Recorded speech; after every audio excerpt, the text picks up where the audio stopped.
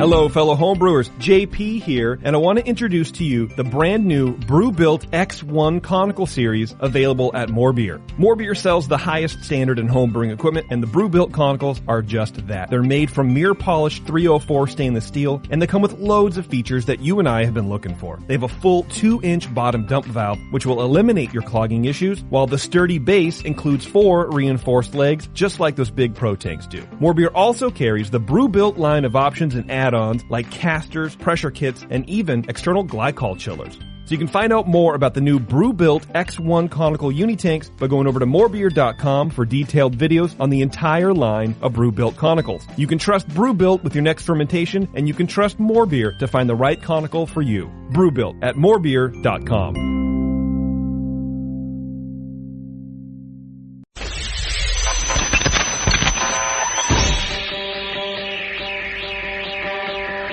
Home brewers, craft brewers, beer lovers, beer drinkers. Get ready for an all-new experience in information exchange and beer culture.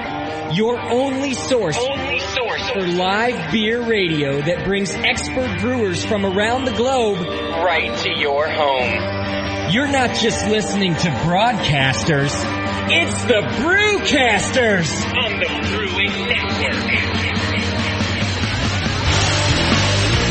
Yeah. That's right, boys. I'm two-fisting it today, guys. Nice. I got a EJ Fair Pale Ale in one hand, and I got Doc's Pilsner in the other. Wow. A two-fisted brewer. A lot of beer. I think it's my nerves that are making me do it. I'm a little nervous today, guys. Don't be nervous. I am. I feel like today we're going to be in the presence of royalty. Yeah, you know. I mean, Morg, not that you're not great and everything. I thought you guys were talking about me. I was like, hey, it's my third time on the show. You guys should be used to it by now. Yeah. We got Morgan from EJ Fair joining us in the chat room, in the studio today.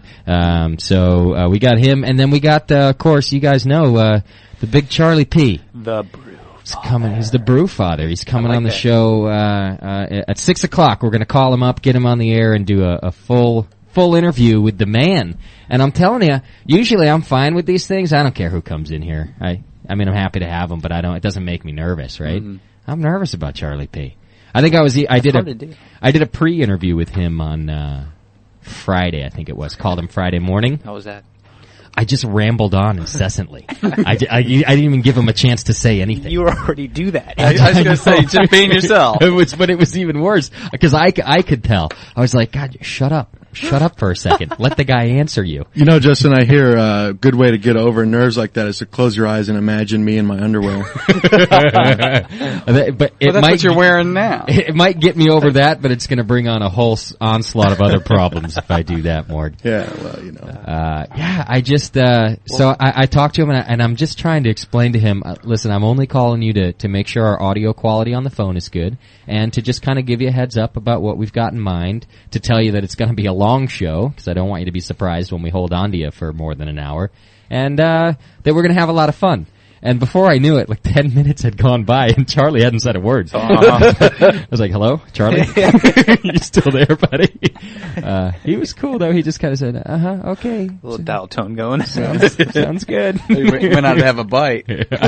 So I don't know what he thinks this show's going to be. He's probably wondering why I'm even having him on the show. Yeah. But I'm just going to talk the whole time anyway. You probably will. Yeah.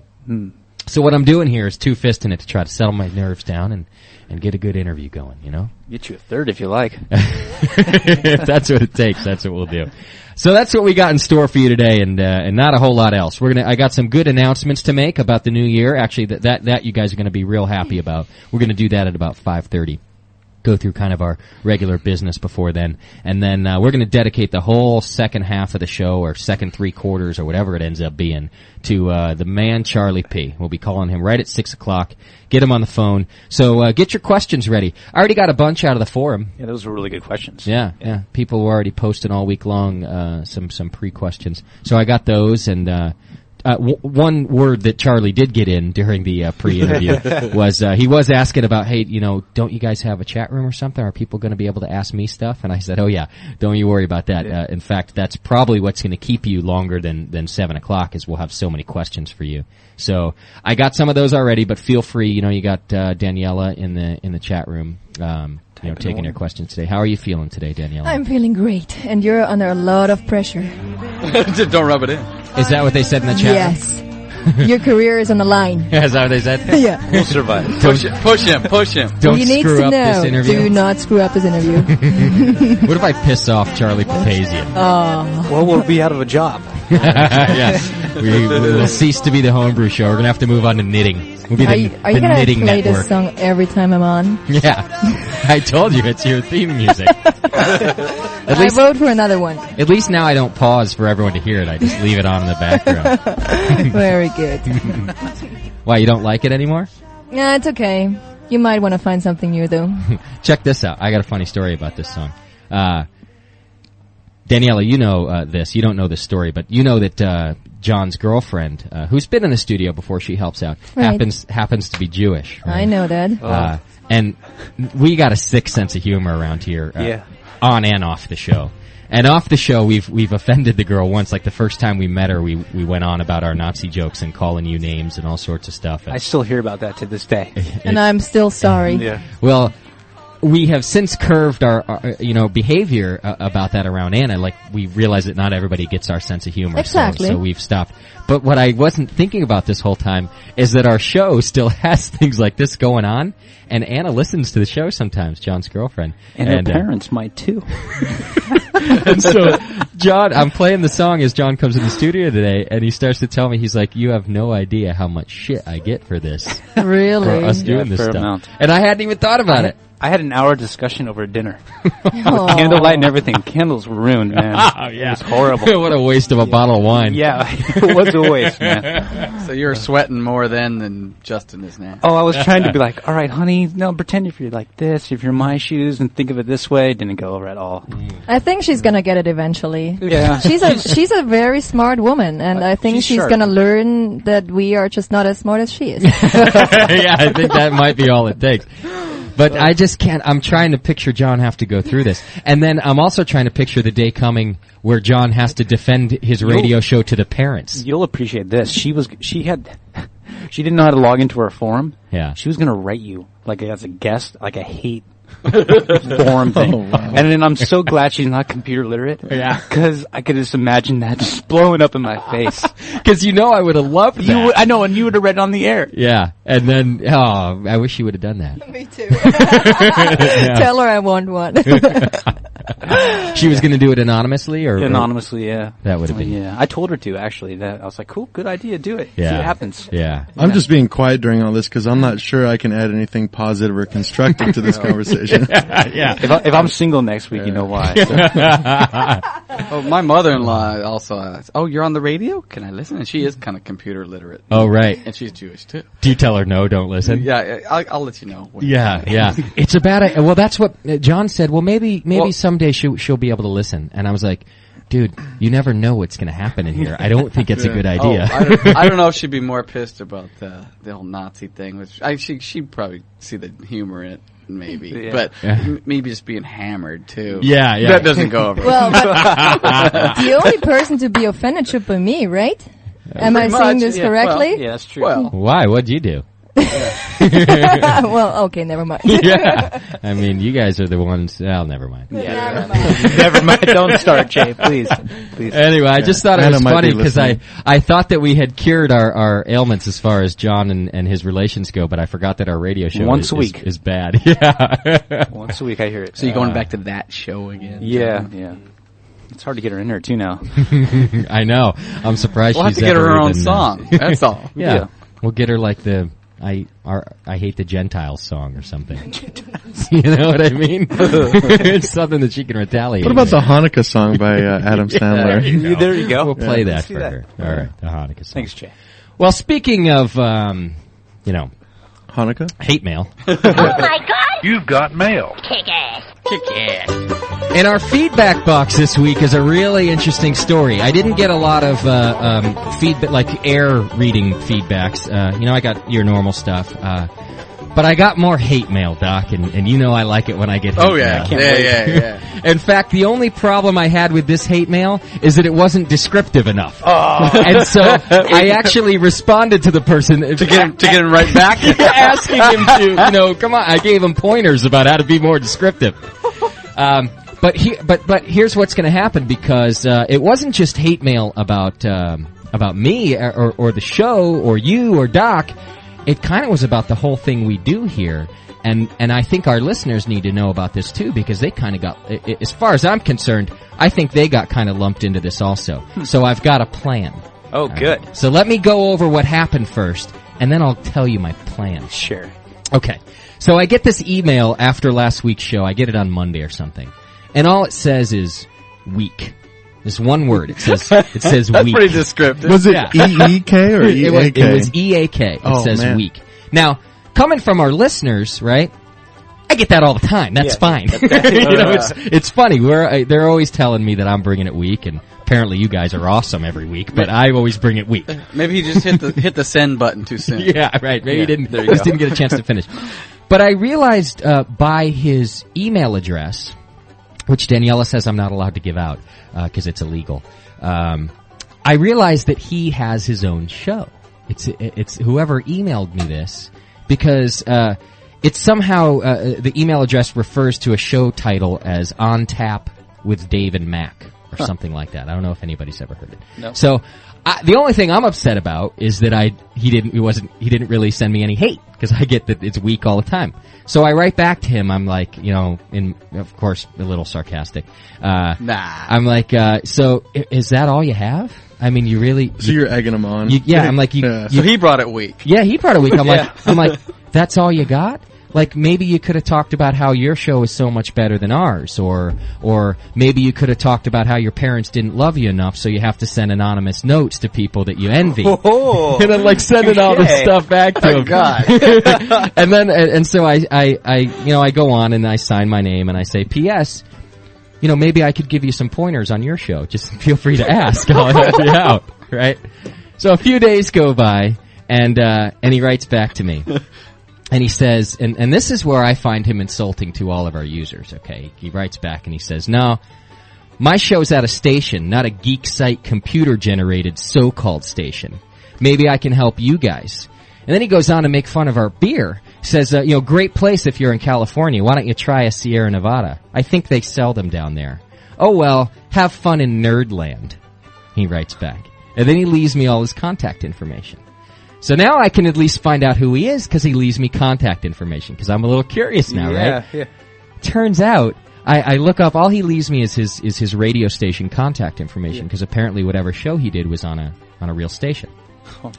Well, it's true. I think it was up on a station in Portland. Turns out, back in April, the station got shut down due to competition with sites like our own. They couldn't keep up with podcasting and internet content and all these things, so whatever company owned their radio station shut it down and opened it up under a new format. So the guy actually doesn't have a show anymore at all. Wow. Unless anybody out there knows otherwise, I'll be happy to hear about it. So he's angry, right? And he's angry at us, and he's calling, And you're stirring the pot. And here I am stirring the pot. Because I'm thinking, because what an insult, he's on his high horse saying that because we're not on AM radio. Why would he even waste his time? Exactly. By the way, it was on the 910, it was on the AM 910 frequency. Yeah. So not only is he on AM, he's on the lowest band of AM that there is, and but he's still on his high horse about our nerd site, because we're web based and all our users are geeks, and so are we. I'm not even sure if my car has an AM band on anymore. it. Yeah. So I haven't responded back to him yet, but of course I will. I'll write back something like, now I realize why you're so angry. Yeah. Stations like ours have shut you down, and by the way, we have more listenership than your entire station had, and things like that. I can't. I looked up the phone number. He left me phone numbers. They're all defunct. They're not phone numbers anymore. Well, maybe you should invite him to call into the show. Hey, I'm thinking of doing just that. He's probably listening. Offer him a job. Yeah. I'm thinking of doing the same thing. In fact, what if we had a reporter for the Brewing Network that reported for us, but hated us at the same time. Like, how great would that would be? be funny. You could be awesome. You could do that. And I remember actually Daniela was talking about she was kind of tiring of housework too. You know, have them do that for us as well. You can't be out there reporting on beer all the time. People don't want to talk about beer before 10 a.m. That is an excellent idea. Before that, little dishes and vacuuming, and then you're absolutely We'll right. get Danielle her own houseboy. I think I think I'm going to make the offer to him. You know, That's a very good idea. So- Offer him like $10 an hour or so. We can pay that. that's a little bit pricey. Yeah, that's a little high. Minimum wage is only like $6.75. Oh, okay. We're in the Bay Area. Yeah. In fact, if we employ him from Oregon, which is where his station was, I think minimum wage is even less, so we can pay him less out there. But here's my plan, right? And it's up to you guys. Look, you don't have to do anything about it if you don't want to. But if you feel like he's insulting you guys too, because he's saying that we're just a geek site and a nerd site because we're on the internet, I'm not allowed to give out his email. It's illegal, Daniela tells me. That's the first thing I was going to do. I was going to give out his email and say, go ahead and send your response. But I'm not allowed to. I think we'll get sued, which they wouldn't take much. I don't want to get sued. So what I'm going to do What's this wee stuff? is I'm going to, Doc? I'm out of this. It's all good. Here's what I'm going to do. I'm going to create an email address for him on the Brewing Network. All right, I'll tell you guys what it is. I'll post it. In fact, why don't I just create it right now? I'll create the account afterward. But I think what I'm going to name, his email address will be Some code name. hate mail. Weak. Weak at brewing. We'll keep it short. We'll go hate mail at thebrewingnetwork.com. There you go.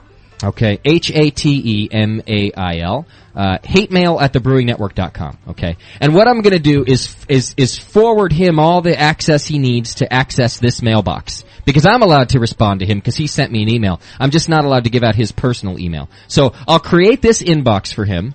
You guys can send all the mail you want to it directed to this person, and I'll forward it on to him. How about that? How about don't open any attachments from his emails either? Viruses.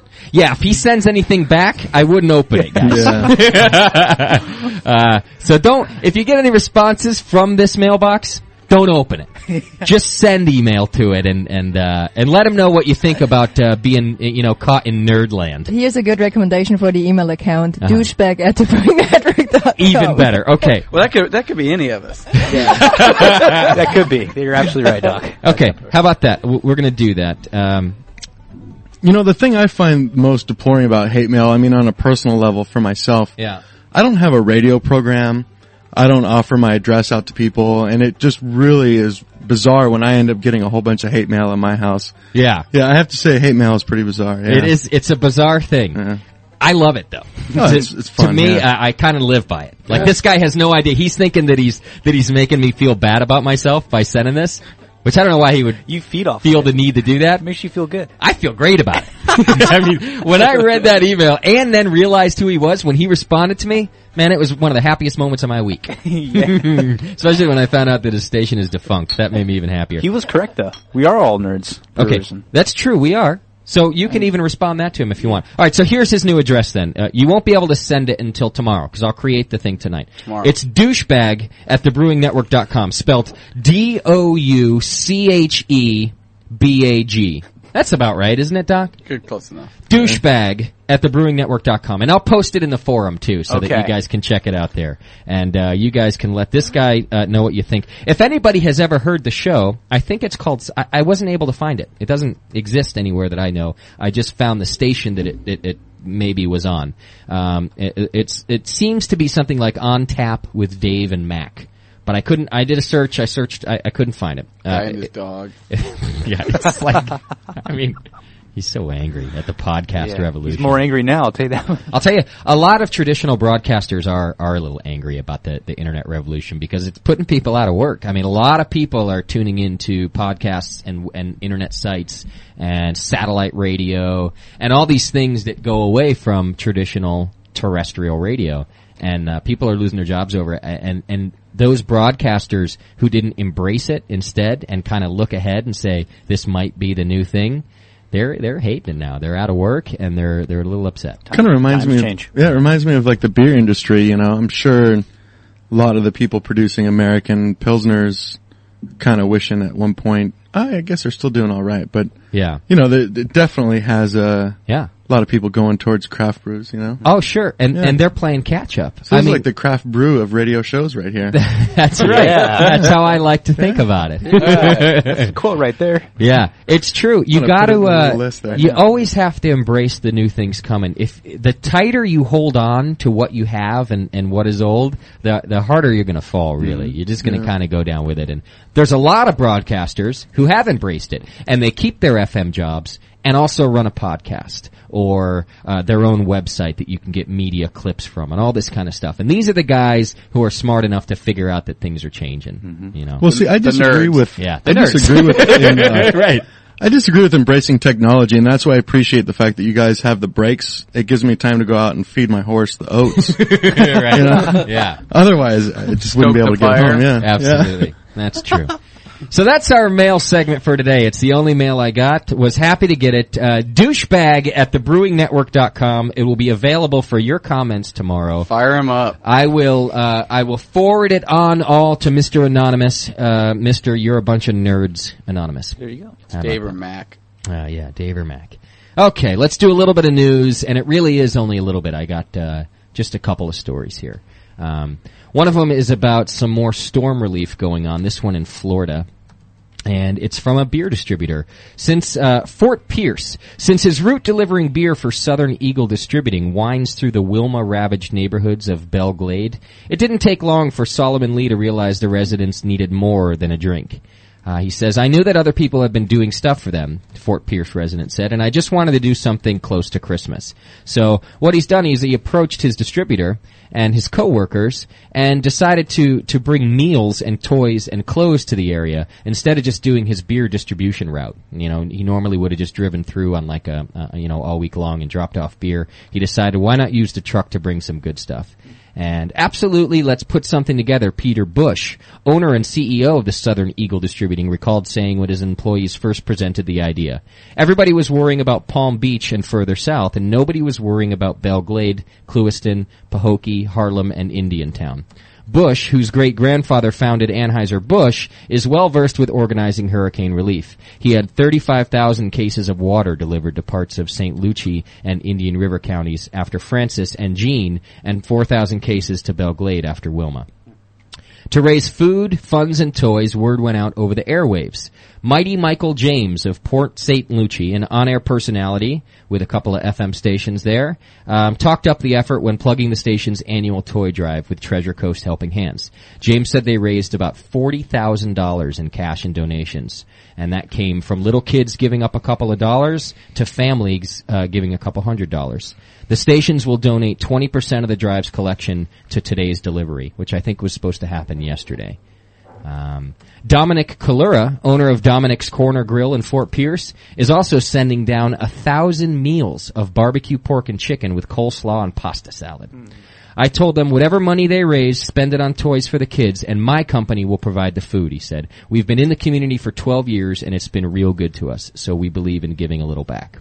So, little beer distributor and a descendant of the Anheuser-Busch family, no less. Giving back. Using their route trucks, not just to deliver beer, but to hand out some food and toys around the Christmas time for the It's great. Wilma-ravaged community. I thought it was just kind of a cool beer-related story. This next story was an entire interview, which I don't feel the need to read because most of it's pretty boring. I just wanted to ask you guys, and maybe you in particular, Morgan, not that you guys are targeting out-of-country sales or anything, but is anybody aware that India, which is now currently the smallest beer market in the world at only 85 million cases, is now the fastest-growing industry, or one of the fastest-growing anyway, at 7.5% annually. It's the beer industry is growing there. 85 million cases, growing at 75%. Population is expected to increase by over 80 million in 10 years, the target beer population. Wow. So it's just this new, huge potential market for beer. As far as I understand, the kind of beer tradition is in India is that beer was mostly a festive drink. It would be available around the holidays and certain religious festivals and things like that. But now, this growing market is drinking it year round.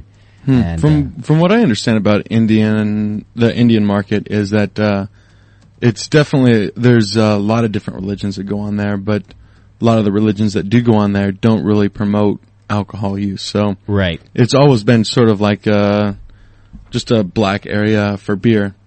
I'm actually surprised. I'm sure, I mean, statistics can tell you whatever you want, but I mean, just my own gut feeling says that, I mean, all of our steel, a lot of the oil, everything's going to China.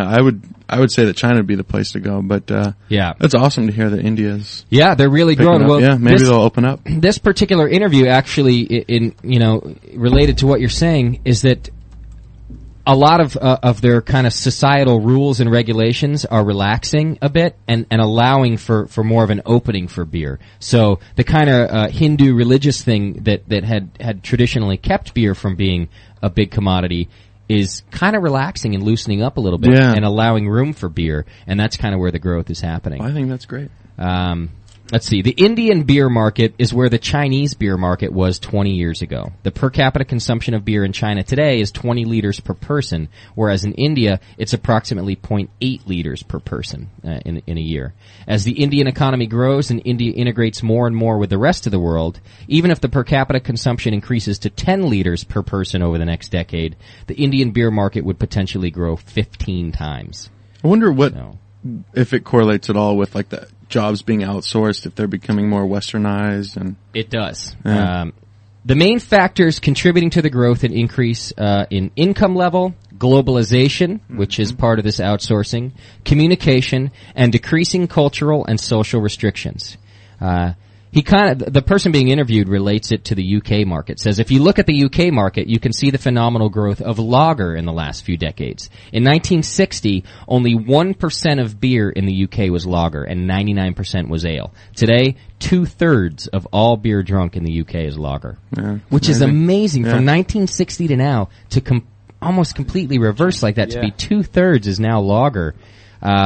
Same thing. It's the globalization and kind of, more of a one world economy being able to ship things around. Yeah. And definitely seeing the effect in places like India. You always got to think about the pendulum, though, too, Swinging back and forth. Yeah, you never know. So anyway, there you go. I just thought you guys might find it interesting that right now the smallest beer market in the world is also one of the fastest growing beer markets in the world. And who knows? In a few years, they could be a bunch of drunks just like us. I'll be on a plane on Monday. Yeah. If you're just joining us, I want to let you know it is the Charlie Papazian Show, and he'll be joining us on the phone at 6 o'clock. So hang in there. Our tasting today, which we didn't post for you guys because it's an unofficial tasting, is actually going to be Charlie Papazian's own homebrew. Yummy. Did you ever think you were going to be drinking Charlie's own homebrew in my garage, Doc? I did, actually. It's a dream come true. He's one of my goals in life, actually. Yeah, is that right? I thought so.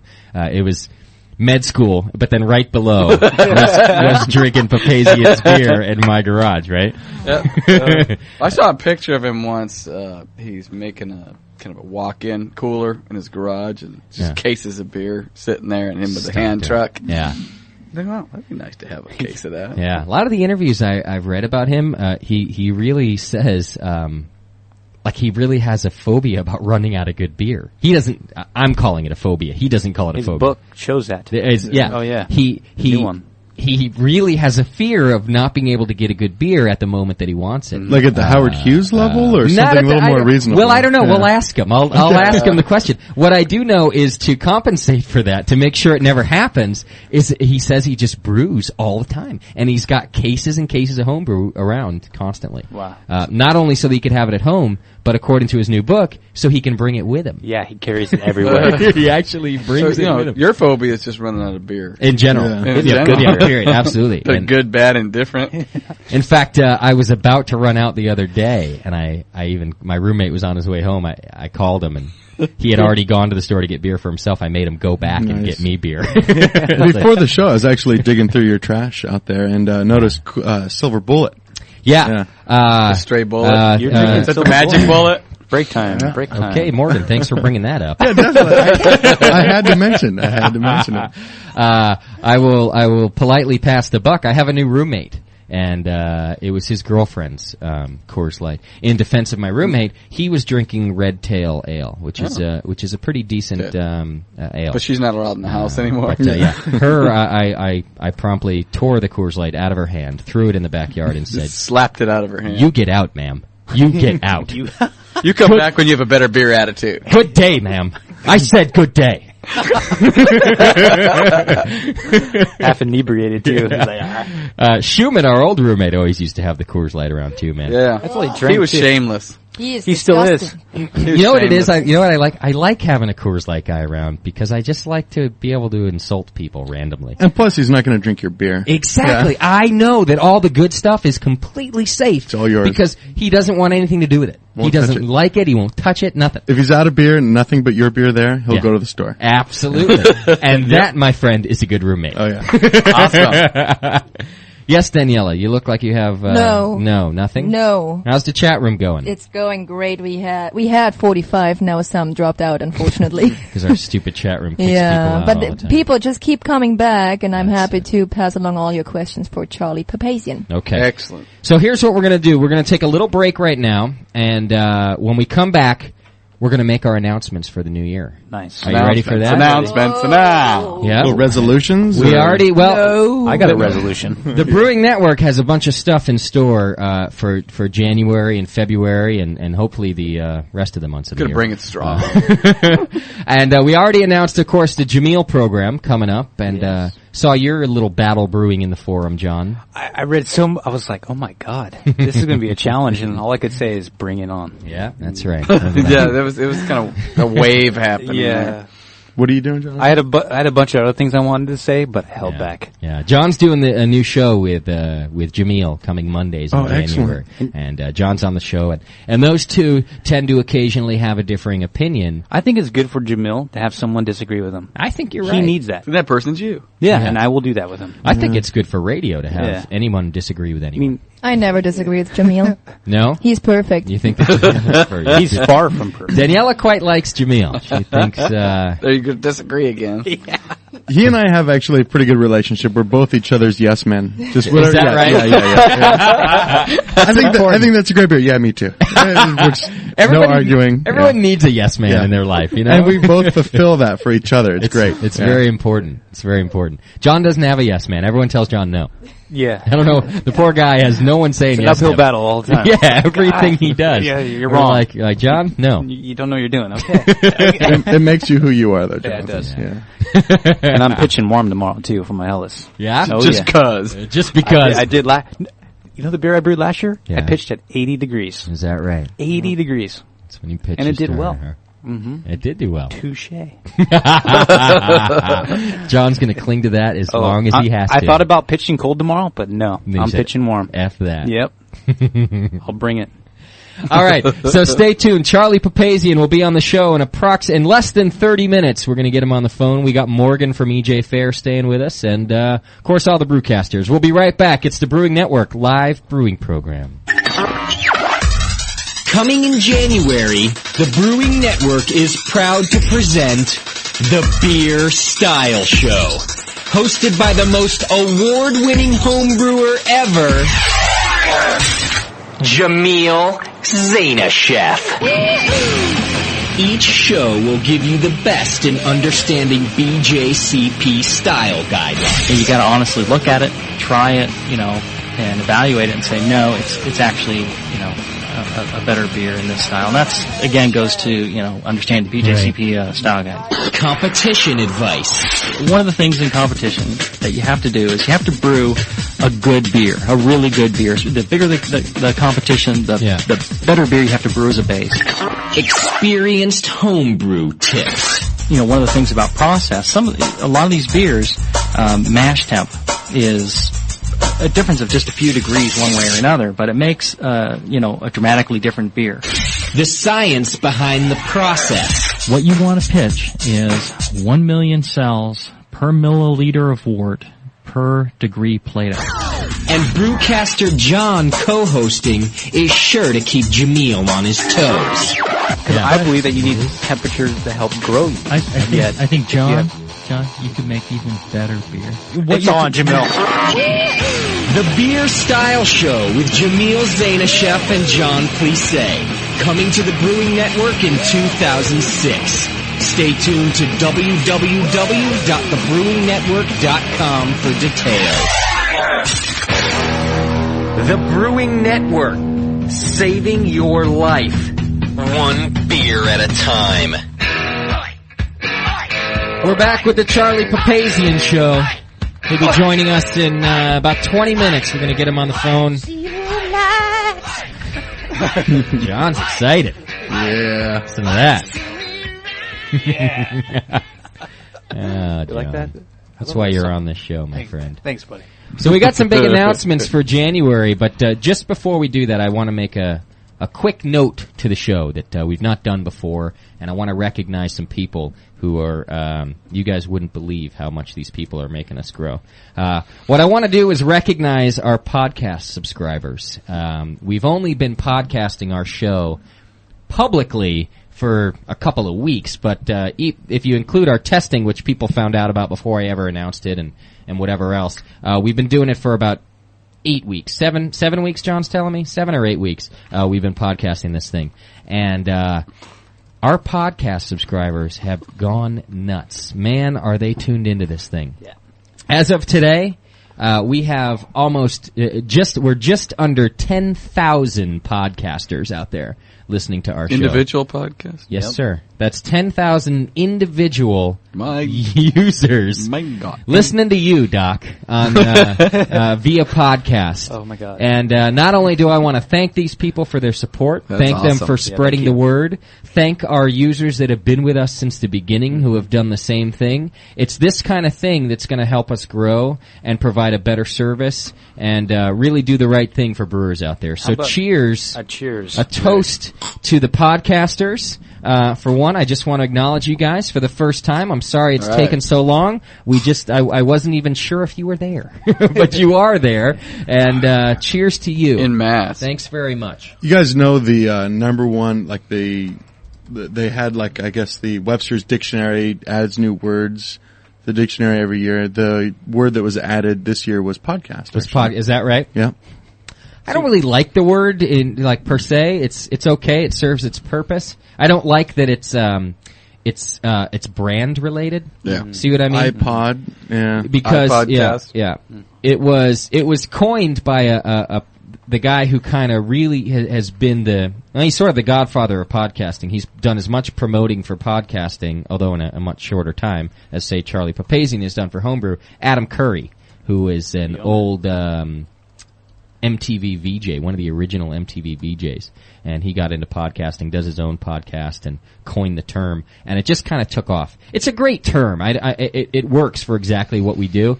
It's like I said, it's brand related. On a personal level, I have to say I don't have anything necessarily against the word or phrase.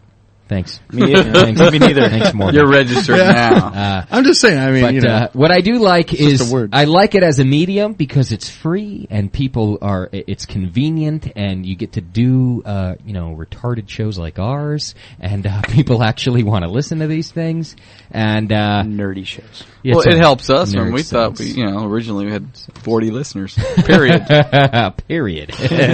I've never listened to the show. Yeah, Morgan's never heard it. Never. This is his third time on. He's never even listened to his He only own listens show. to his own shows. I'm not tuning that in. I got shit to do. But yes, so I just wanted to acknowledge you guys out there and let you know I know you're there. I'm going to try to take good care of you. Thanks for tuning in. What about the guys who download the archives? We got to acknowledge them too. Absolutely. I said the guys who have been with us in the beginning, and that's who I meant also. If you don't have an MP3 player, and I don't either. I don't Look, either. we're running a podcast here. Not one of us has a portable MP3 player.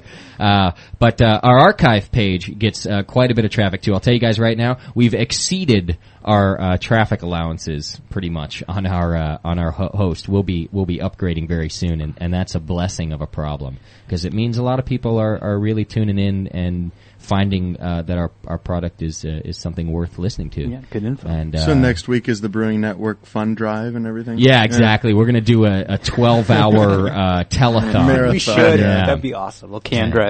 Doc is gonna host the whole thing. By hour 2, he'll be slurring. By hour 12, this is what the show will sound like. and that'll be I'm Doc not on the floor. asleep. I'm not asleep. So yeah, hey, just a shout out to you podcasters, archive users, people really helping us grow. Thanks very much. Okay, how about some big announcements, kids? Make it happen. You guys ready? January and 2006 in general, friends, is going to be a big time for the Brewing Network. Really and big. For that matter, a big time for you guys, because I really... there's been a lot of buzz going on around the studios lately. I don't know how much it kind of goes through the airwaves, how much you guys are feeling it. We're making a lot of changes here and spending a lot more time, personal time on the Brewing Network, to kind of make it happen and make a place for you guys that you can't find anywhere else. And we're pretty excited. So some of the things we got going on, we already announced that we'll now be broadcasting on Mondays the Jameel Show. It's going to come Monday mornings at 10 a.m. Brewing with style. It's going to be Brewing with Style. He's going to tell you how to brew to a style. John's going to help him out. And then anything else, too. He's going to field your questions. And help him out. You're going to help him out. You help him through it. You got to guide him through. So that's already coming in Monday. I just found out this week, got confirmation. There is an Australian show. I think it's called, and I apologize. It's called the Oz Craft Brewer Show, as far as I know. I will get all details to you because like I said, I just got the okay from the guy. His name's Graham Sanders, who does the show out there. Been doing a beer show longer than anybody, as far as I can tell. He's been doing it since early 2003. Wow. And I didn't listen to his show before we started the Brewing Network, but I did just after. I did a search to find out who else is out there, and I found him then and tuned in a bunch of times. And it's a good show. It's very informative. Like I said, he's been doing it for a long time. He has roving reporters who call in for him, and kind of so you get reports from around the world. It's based out of Australia. We're going to be airing his show on the Brewing Network. So you'll still go to him for the archives and the podcast. We're not going to deal with that. But what we're doing is converting the Brewing Network's on-air schedule into almost a full week of home brewing programming. You'll find replays of our show. You'll have the Jameel Show. You're going to have this Oz Craft Brewer Show coming out of Australia. So if you've never heard it before, you're going to be able to tune in and catch it on our show. I'm thinking it's going to run on Tuesdays, but I'll let you know for sure. Wow. I've sent out some emails to a couple of other brew shows, too. There's a lot of beer shows out there. Well, not a lot. There's a handful of homebrew shows out there, or beer shows in general. We know there's one less now. Yeah, that's right. But podcasts, and we're the only streaming radio station dedicated to beer. And I like that. I want to be a portal of that sense. But there's a lot of other podcasts that do this. And I'm not going to name any names because I think everyone's trying real hard, and I'm glad they're all out there doing it. But I will say there's some real bad ones out there. In the sense of like they sound like they're in their shower. They got so much echo going on. Production's bad. Some of the if you think I ramble on, man, tune into some of these guys. These guys are rambling on about what beer their grandma spilled. I don't know what happens on these things. But there's some out there. What beer did your grandma spill? Yeah, it wasn't mine. I don't even know if I have a grandma anymore. Or any beer. Wow. My point is, there's a lot of beer shows out there, and we're going to try to get them on the show, too. The ones that are good, we're going to put them on the Brewing Network also and air them during the week, because we don't really feel in competition with these people. No. We'd rather them get more publicity. Yeah. So we're going to put them on the Brewing Network. Like I said, we won't handle anybody else's podcasts or archives, just the ones that are created here at the BN studios. But other than that, we're going to run them live, so that hopefully, if you feel like tuning into something at any given time, you're going to find some beer programming right here on the Brewing Network. That'd be awesome. Mm-hmm. Yeah. So we got that going. All beer all the time. I think I'll put you guys as my favorites now. Hey, thanks, buddy. Yeah. Appreciate that. It only took 3 visits on the show. Yeah. And half through this show. Morgan still owns a Commodore 64, by the way. It's like the oldest. I used to have one of those. His computer's the size of his spare room. And he's lucky he can download anything. Yeah. In order to help that sort of full schedule of beer programming, I'm also trying to add some wine shows, and what I want to do is we're going to have Wine Wednesdays. Nice. There's also quite a bit of wine podcasts out there. We're going to work on developing our own show right here at the BN. We're going to have wine guests, too. And we're going to have wine guests. And so Wine Wednesdays, you'll be able to tune in and catch people talking about wine and how to homebrew it, how to purchase it, how to know what you're tasting, and kind of help everybody in the wine world. So we're going to do that on Wednesdays. That's coming up in January. I'm adding another show myself with Jason Petros from Beer, and More Beer. He's been on the show a couple times. Funny guy, good brewer, knows what he's talking about in the homebrew sense, and only half of a retard. He's 3/4. So you guys will make a whole retard. Yeah, between us, we'll make a whole retard. And what we're doing is the Beer and Stuff Variety Show that's going to be coming at you lunchtime on Fridays. What does that consist of? So it basically me and Jason rambling on about absolutely nothing. No, good. He's good at that. No, here's what I've done. He's kind of sensitive, though. So. He is. Petros, that's all right. I like that. He bounces back. Hopefully I can get him to cry. Strong men cry, too. If he cries, to me, that's good radio. So, no, because it's radio. Here's what we're planning with that show. On this particular show, our Sunday live show, we've gotten some complaints from people. Some people like it, some people don't, about getting to the point and cutting out top 10 lists and other ramblings that we do. And so I've had to be a lot more concise about the content that I add on the show. You've gotten my emails, I gotten all of Morgan's emails. Yeah. We have to kind of keep it more beer related because people were getting tired of tuning in at 5 and not getting anything to do with beer until 6, which, by the way, is what's happening today. And hey, we're making announcements. But we're making announcements, so it's totally worthwhile. So what I'm doing is all that content that I've been editing out of this show for the last couple months, I'm putting into another show. So, and that's how I'm going to label the thing for you guys. Tune in at your own risk. Don't tune in to learn anything significant about beer, although Petros will be there to answer, homebrew questions that you got, and I'll be there to pretend I can answer homebrew questions that you got. And we're going to talk about beer more as a culture and kind of having fun around it. And, if you look at our forum and even the other forums, beer guys are funny. There are some funny people out there. They got great sense of humors. They're always posting things that don't have anything to do with beer, but that might happen to be funny websites or funny commercials going on. They're posting pictures that are hilarious. And there's this whole culture that's sort of around beer that's just as much fun as brewing, if you ask me. And we're going to try to showcase that on the Beer and Stuff Variety Show and be able to talk about these websites that people are posting and have some fun with that. We're going to do some crazy interviews, maybe try to get some conspiracy guys in here to make fun of it. That'd be awesome. He's all about that. Yeah. These guys, who want to who think that I don't know, that John's taking over the world or whatever other conspiracy theories. I am there. Trying to slowly and quietly. Yeah. Daniela's Nazi theories, things like that. Yeah. With conspiracies on the mind, just be careful with Jason. If he touches you in inappropriate fashions. Yeah. Like I said, he's just a very sensitive person, so don't take it the wrong way. I have a couple times. He's just experimenting. Yeah. It's just a phase. Yeah. It's just a phase. It's really just a phase. Yeah. So don't worry about that. But he has great taste and style, so. We've fought before, too. Physically? No. Well, yeah, actually. Can you describe that? You had a fist fight with Jason Petros? More like a wrestling match. Who won? Yeah, I can see some headlocking and noogies happening. I used to hate the guy. Really? I hated him. Bitter hate, man. What happened, though? Because you guys get along great now. Well, Jason's grown up a lot in the past. And you were fine. I was fine all along. Have you sort of fallen back a little bit towards more elementary? Well, I think it's just negative and negative energy. And they don't mix, It's just and we'll just take out our frustrations on each other. And doing that at the work was not a good idea. And it got to the point where our boss, Olin, actually said, "All right, you two, leave. Go work it out. Take care of your problems. Don't come back until you do." Really? Yeah. Good for him. Or you're both fired. And he actually contemplated about firing both of us. Really? Yeah. I think he should have. Yeah. I'm glad he didn't.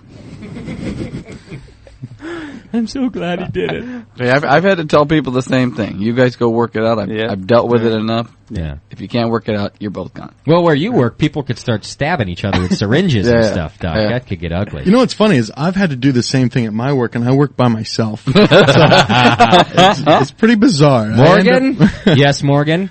You better settle down, buddy. Okay, Morgan. I end up taking myself to lunch a lot. Morgan, we have to talk. With a mirror in hand, it's Nice. Morgan, you drink too much. No, I don't. But JP and I, we're great. We're friends and great buddies and stuff. So Good. I gotta say, knowing Jason Petros, I gotta say it's gonna be a good show. Yeah, it is. He's a funny guy. I probably won't listen to that sharp. one either. He's got good ideas. So that's what we're doing. So all this, sort of trimming the fat off of this show that we're doing, we're gonna. The other show is going to be full of fat. So tune in at your own risk. It's a short one. It's going to be a 1-hour show. It's going to go from 12 to 1 on Fridays. So you're going to be at work. You're tired of working. That's a good slot. That's what I think. Yeah. Who works anymore It's on like prime Fridays time at on noon? TV. That's what I'm thinking. You're either at lunch or just getting back. And It's you're like, soap operas for brewers. yeah, that's what we're working on. Yep. We'll have a little drama. Yeah, we will. That's awesome. Especially, you need to get Jonathan as a guest a bunch. Yeah, we'll do so get that the drama, get the wrestling matches going. The wrestling matches in studio. We'll have 2 people crying. That's awesome. All right, are you ready for our biggest announcement? And this one this one is coming. It's going to start in January. It's going to go all through January, and it's going to happen in February. Are you guys ready for this? This I'm really happy about because it's a good service to our listeners out there. Northern Brewer, which is another one of these big homebrew supply companies located in the Midwest, could be considered Beer and More Beer's main rival. Yeah. Although we don't care about any rivalries here. They're both good companies. They work with each other, and they're both willing to work with us. Mm-hmm. Northern Brewer has donated, as our official sponsor for January, has donated a full kegging system for us to give away to one lucky listener in February. Yes. Oh, that better be a good contest. It is. It's got all the CO2 system that you need: the hoses, the tank, the keg, regulator, the whole bit. All you need is the kegerator. You need the fridge. Yeah, refrigerator. That's it. You got to have the fridge. You can convert one. We'll even post on our site how to do it for you. This is over a $200 value, folks. Yeah. We've had actually callers call in here and say, listen, I don't like to bottle. What do you guys recommend? We tell them, you got a keg. They say, I can't afford it. My brew dollars are too limited. And so were mine for a long time. We're giving away a full kegging system courtesy of Northern Brewer. Yeah. It's Coming in the February. Brewing Network, I'm tired of bottling giveaway. Yeah, that's exactly what like it is. it. By the way, we just hired Morgan today in our marketing department. Yes. He's good. I'm going to speak with a much lower, sexy voice on the commercials, but you guys got a good preview Going there. to a needy brewer. That's right. A full kegging system going away to one needy brewer. And what we're going to do, I will give you full details very soon, in the first week of January when we do our show. Actually, it might be the second Let's week. thank Chris at Northern Brewer. Yes, absolutely. Appreciate it. I just got their catalog. It's nice. I'm just looking at the grains page. Yeah. Oh, the photos? All the photos and all the different grains that they carry.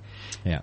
My mouth is watering. It's a great Oh site. my God. Yeah. Oh, I want to try that malt. I want to try that malt. And I was just going crazy on that one. NorthernBrewer.com. Yep, and they've donated a full kegging system. And I'll give you the full details, like I said. But basically, here's how it's going to work. We're going to register probably 2 listeners for each of the 3 shows that we do in January, because we start a week in. So we got 3 shows. We're going to register 2 users. You're going to have to listen live. You got to tune in. I'll tell you how you're going to get registered. It's going to be sort of a competition.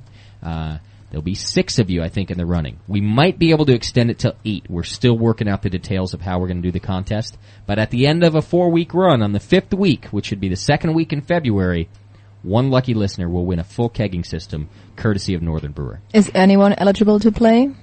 Anyone not except you. for families of and relatives of employees at the Brewing Network. Okay. And since I'm actually the only employee, John, it will be actually you'll be an employee by January because your name is going to be on the deal too by January. So John won't be eligible either. Anybody in his family. Yeah. I'm just a guest. But no matter where they come from, UK, Australia, Japan, they can all play. Everybody is everybody. eligible. That's awesome. Yeah. Everybody. That's right. Absolutely. I think I'm going to have to start listening. Tell your friends, wake the neighbors. I will suggest this. I will ask this as a courtesy. If you already have a kegging system, please don't try to win it. Because there's really a lot of brewers out there help your local brewers that are stuck bottling. In fact, I had one on the blues show today, and he was saying, he was singing the blues. He was singing the blues. He's like, I'm bottling, and it sucks. It is a 3-hour process. Yeah. Well, I used to put it off too. I should be did I. bottling today. Damn, I'm not looking forward to that. But if I don't do that, I'm not going to have beer. Yeah. Okay. I got to cut this short because it's almost Charlie time. We just got a couple minutes. I'm going to take a quick break. So we're giving away a full kegging system. Don't worry, it's not the last time I'll mention it. We will be mentioning it throughout the show, and I'll remind you guys again. The only other quick update I want to give, which is actually a pretty important one too, the Brewing Network will have a new website up coming in January. Nice. A complete new website that's more concise, gives you a lot more information, some new features on it. Doc is going to do a gadget forum on there where each month he's going to evaluate and talk to you about a new gadget that will pictures and everything. Pictures. If it's home brewer built, he's going to tell you how to build it. He's going to give you all the supplies. If it's one that's been sent in by a company to us, he's going to describe it. He's going to use it himself. He's going to give it a rating. The whole kind of bit. Yeah, we're going to tear it apart and see if it's worth it. Yeah. Can we call it the Man Candy Corner? Man Candy Corner. Why not? It is kind of man candy to have beer gadgets. Yes, it is. You're my hero, Doc. So there you go. I will continue with our announcements later in the show. We got to take a quick break. We'll be right back with the godfather of homebrewing, the brew father, Charlie Papazian, right here on the Brewing Network. We'll be right back in about 2 minutes. You're listening to Three Guys. Excuse me, what about me? Sorry. You're listening to Three Guys and One Girl use a radio show as an excuse to drink more beer. The Brewcasters on the Brewing Network. All right, folks. You're tuned into the Brewing Network. And we're drinking his beer. Mm-hmm. Did you guys already start? I didn't even get him on the phone yet. You're already drinking the man's beer? Charlie Papazian's on the line with us. Charlie, are you there? I'm here, and I'm drinking my beer, too. Oh, wonderful. All right. That's good. That's what you should be doing. Have you been tuned into the show, Charlie, I'm wondering? No, I haven't been because where I live, I can't do simultaneous interview and be on the line. Oh, okay. Well, that's good because all we did was make fun of you the whole first hour. Oh. We're kidding. No, not at all, Charlie. Hey, let me introduce Actually, myself. you probably would have been blushing because... Since you've not tuned in, my name is Justin, and in the studio with me we have, of course, John, who've you spoken to, and Morgan from EJ Fair. He's Very hanging nice out with us. You. And, of course, Dr. Scott. They're all in the studio and happy to talk to you. And glad you're with us. you met Daniela, who called you up, and she's going to give us all the questions we got for you from the chat room. All right. Well, I bet there's a few.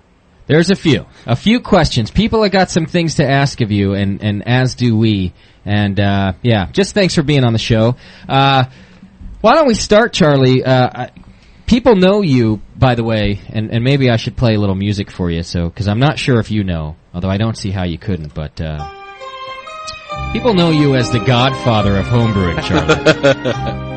And I don't know what it is that you've done for this community, but it has exploded since you became the man in homebrewing, Charlie. He's the man.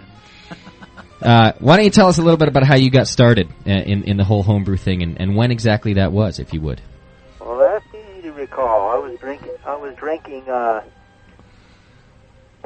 most inexpensive beer I could find when I was going to the University of Virginia back in the late 60s, early 70s. And someone turned me on to homebrew, and I tasted it, and I said two things. I remember them clearly. I said, wow, I didn't know you could make beer at home. And the second one was, wow, this tastes good. And, it's the same reaction everybody, a lot of people have had when I've told they've tasted my beer. Yeah. So,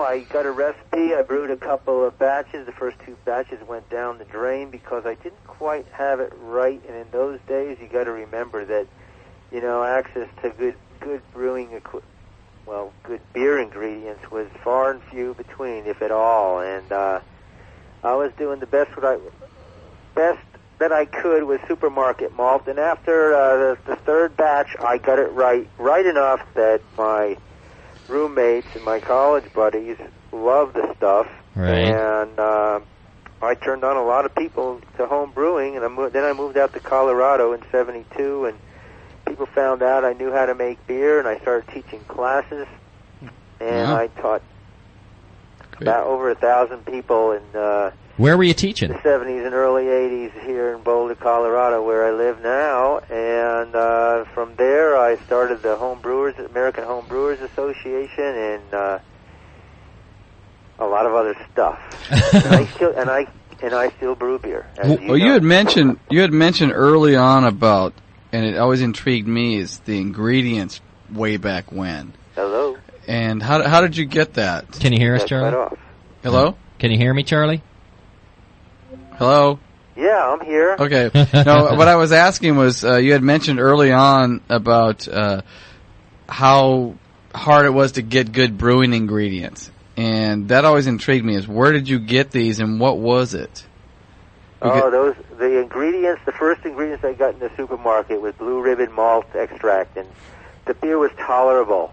Many, many years later, after my brewing skills improved, I used that extract and made some darn good beer with it. It's Nice. just I didn't have the skill set to make good beer with it in the early days.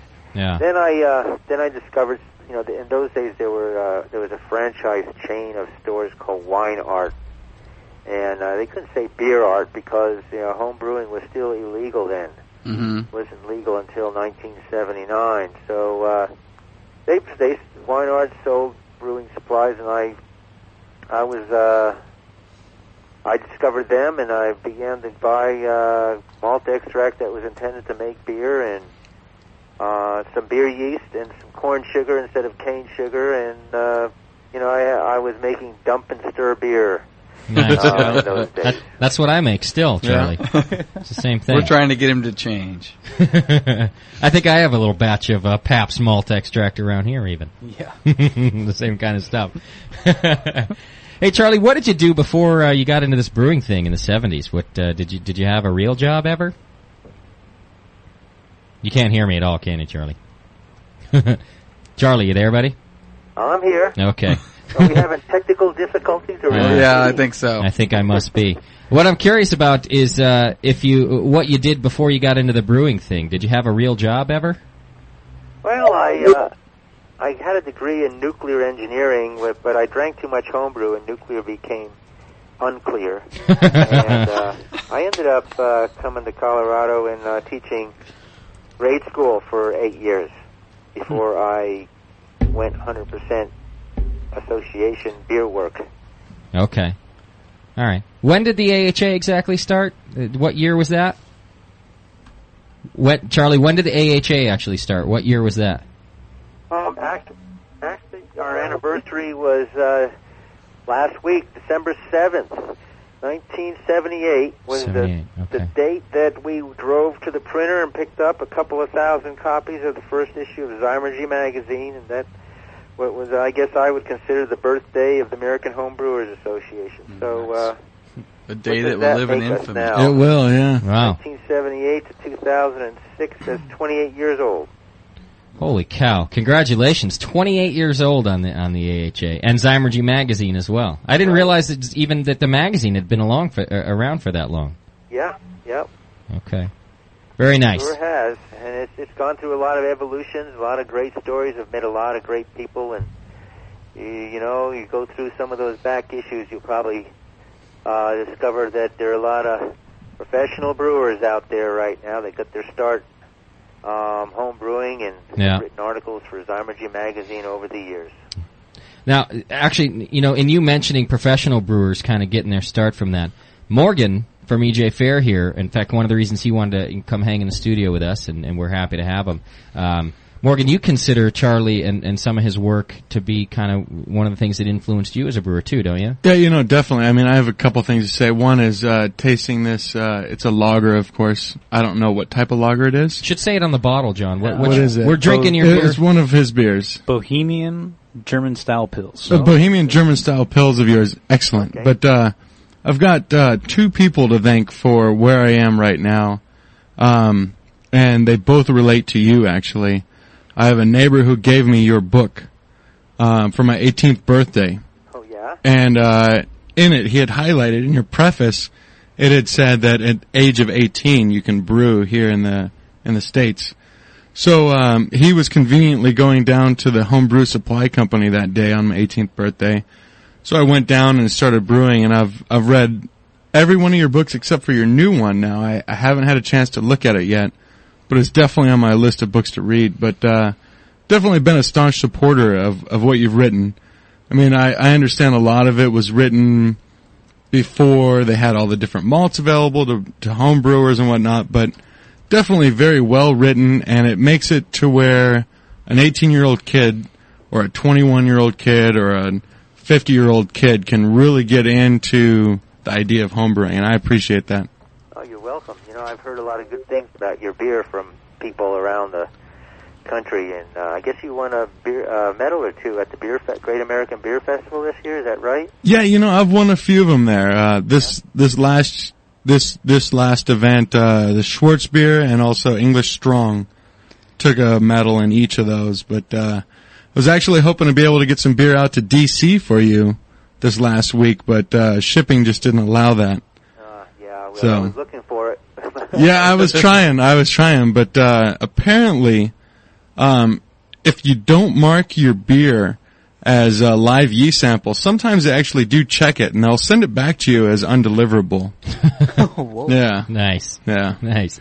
Well, we'll have to figure that one out. We'll figure that one out. If I can get some address, I'll take a couple stabs at it, whatever it takes to get to you. You might have to. Well, you know, you're not the first person that has told me that they started their home brewing interest in home brewing in their teenage years. Sure. You know, my book you mentioned. You know, you may have an older edition, but the Complete Joy Home Brewing was. I updated that and revised that a couple of years ago, so that should be pretty up to date with all the current ingredients and malts, and hops, and definitely. I think I had one of the first the Microbrewed Adventures, which is my latest book that you mentioned. I guess we might be talking about that a little bit later in the show, but that was a fun book to write. Definitely, yeah. I can't wait to hear about it. Yeah, the book that I had was my neighbor's first issue that he had, so it was a very old copy, and it was I still have it actually. Yeah. Yeah, great book. We are going to talk about that. Let's just mention the name again right now. It's the Microbrewed Adventures is Charlie Papazian's new book, and you can find we got a picture of the cover of it right on our website. Charlie, where can that book be found if people want to purchase it? Certainly on Amazon.com. You know, hopefully your local homebrew store. If not, you know, Borders, Barnes & Nobles, your local bookstore. And, of course, you can get it at our association's website, www.beertown.org. Okay. And if you send a little note for me to sign it, I'll be happy to do that when that's you cool. order it through Beertown. I actually just called the Beertown site the other day, the phone number, and you can get right to Charlie. He's not this mythical being that you can't find. You punch in his extension. It's really weird how this works. You punch in his extension, it goes to his telephone, he picks it up and he answers it.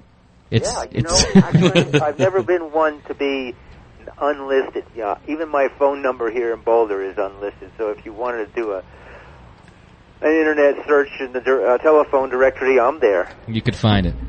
That's great. That you can, you know, because you got the people who are writing books that like has sold. I mean, Charlie sold over 500,000 copies of his first book. Wow! And to be able to just get a hold of people like that, that's great, and it's a good thing for the homebrew community. Charlie, what I wanted to ask you about, and Morgan mentioned, you know, trying to get some beer to you guys to Washington D.C. One of the things that you've always done, and that you do in the AHA now as well, you know, through Beertown and Zymergy, is you lobby for beer in general, craft beer, and certainly home brewing, and getting it to be a, you know, obviously you got it to be a legal thing a long time ago, and just this past week you guys had a beer tasting right on Capitol Hill just to raise awareness for microbrewing. Could you tell us a little about that? Yeah, we were right across the street from the Capitol and Rayburn building, and we did a tasting with the National Beer Wholesalers Association, who co-hosted the event with us.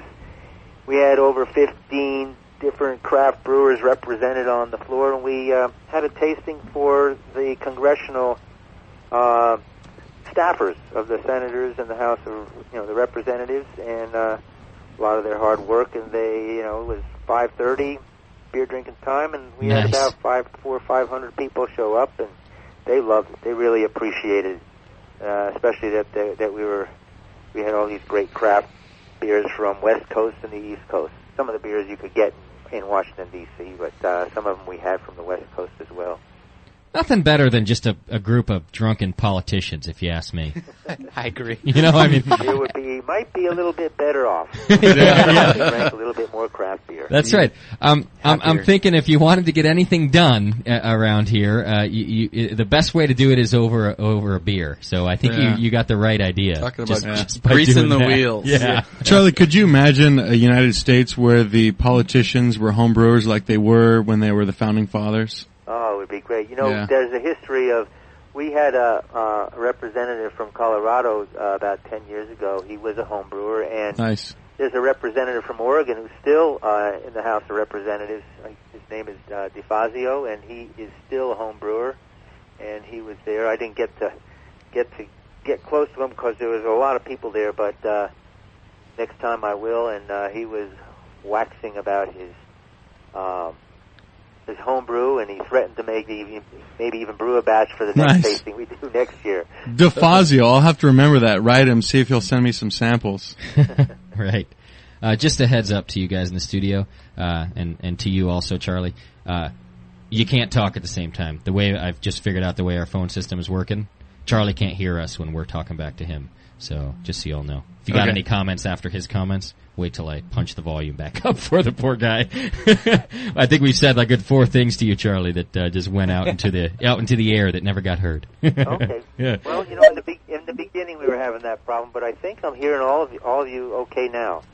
So maybe somebody has been plugging the right plugs in the outlets. There you go. On the circuit board. If there's one thing I can do, Charlie, it's plug the right things in the right places, and that's about it. You know, with a glass of beer in your hand, you can do anything. Yeah. Relax, have a homebrew. Yeah, there you go. I've got some questions lined up from the homebrewers here for you. Just before we do that, though, I wanted to bring something to your attention, which you probably know about anyway. I think you're pretty you got your ear to the ground in the homebrew biz. But a lot of the things I notice on forums, our forum, the Beer and More Beer forum, is people asking why they should join an organization like the AHA, what you guys do for the homebrew community, and kind of where their joining goes, and maybe you could, being the president, kind of tell us what it is that you guys do for homebrewers in general and why they should join an organization like that. Yeah, well, as I mentioned earlier, I founded the American Homebrewers in 1978. And in those days, it was not legal. It became legal in '79, and I can talk about all the things that we've done in the past. We've helped legalize home brewing in many states. The people on the ground in each state really had the hand in it, but we were right behind them. We certainly helped legalize brew pubs in most states. There are a lot of things that we've done in the past to just really improve homebrewers' access to great ingredients and great equipment. In those days we were the only magazine, and there was no internet, and we were about 24,000 strong back in the early 90s. But that's all in the past, and what's in it for people now? Why should they join? Well, there's, our magazine, Zymergy Magazine. We have a forum that goes out every day. It's called the American AHA Tech Talk Homebrewers Email Forum, and there's over 6,000 of our members that get that every day, and you can post a whole lot, questions, comments, news on there and get answers to your questions. You can get discounts if you're ever interested in going to the best beer festival in the country, or one of the best beer festivals. I like to think it's the best. The Great American Beer Festival in Denver, Colorado. You can get discounts.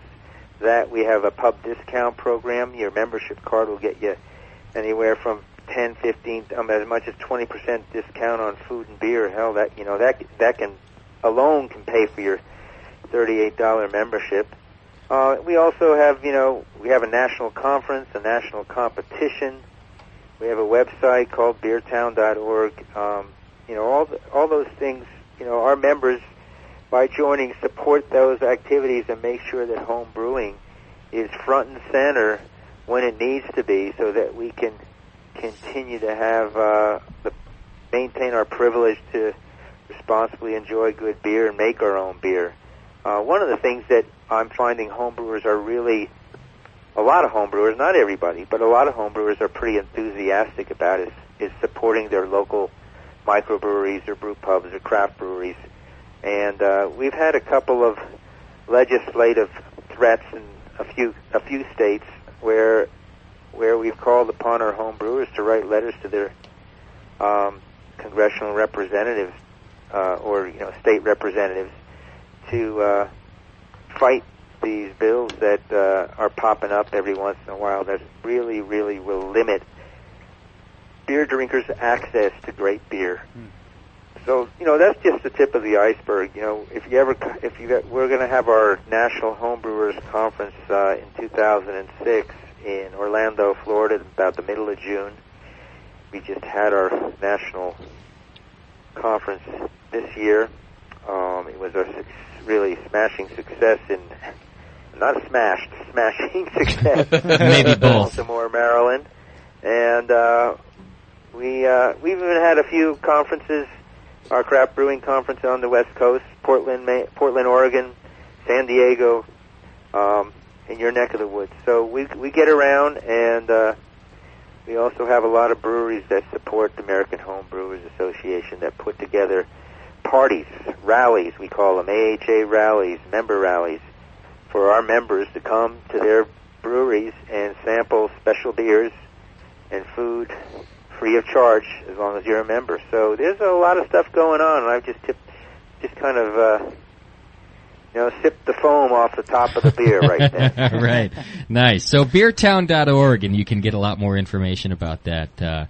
But that's right from the horse's mouth, so to speak, if you're wondering what the AHA does, and that's Charlie letting you know. There's a lot of info on that website. Yeah. So you could spend a day on that whole website looking around and seeing what's what. Yeah. Well, they have listings of homebrew clubs, microbrews, competitions. I go there about once a week just looking for the competition schedule. Yeah. See what's up. I don't think we're listed on there, Charlie. Yeah. Well, you should be.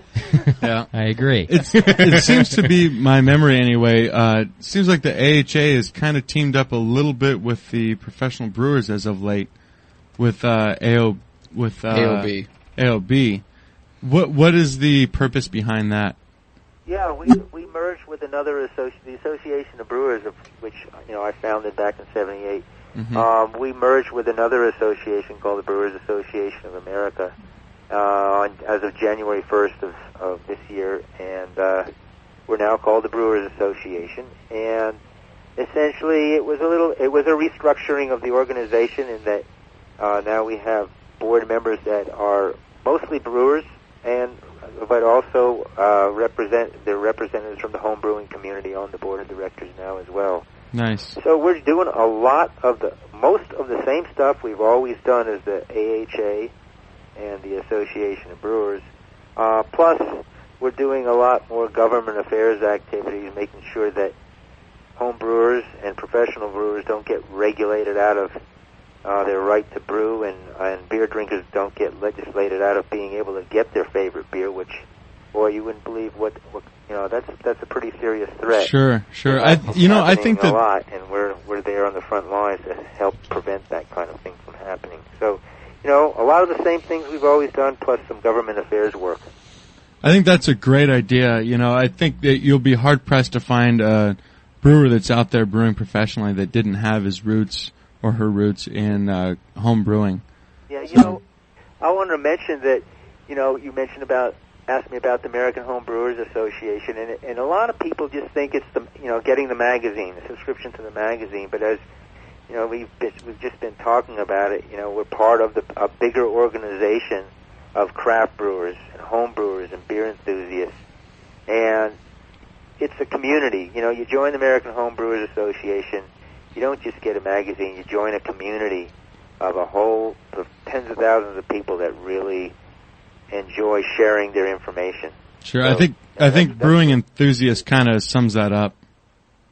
Yeah, I think. So, you guys, I sent you some of my beers. Did they survive? Because I told you that I don't usually bottle my beers, so what I did was I just basically tapped right into the bottle and capped it up, so it's probably low on carbonation and foam, and I'm hoping it survives the trip out there. Well, I'll tell you that we're just opening the second one now. We've already opened your Bohemian German-style Pils, and it very much did survive. It was fully carbonated. In fact, I could watch it bubble at the top. Good head retention at the top still, and really a clean, crisp flavor on that guy. Very clean beer. Yeah. Yeah, a lot of my beers that I make, I do make extreme and interesting beers, as you know from my books. Yeah. But, everyday drinking beers is what I had on hand pretty much, so that's what I sent you. These are the beers that I have with dinner or watching a football game or, pour pictures of when my friends come over. So that was what up next. That was one of the things I wanted to ask you. What's your favorite beer? What do you seem to gravitate to? A lot of guys are hop heads. A lot of guys like yellow beer.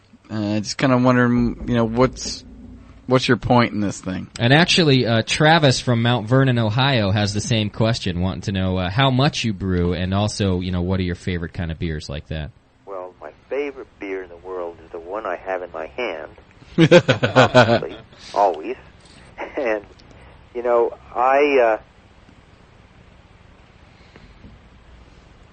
I go. Oh, there you go.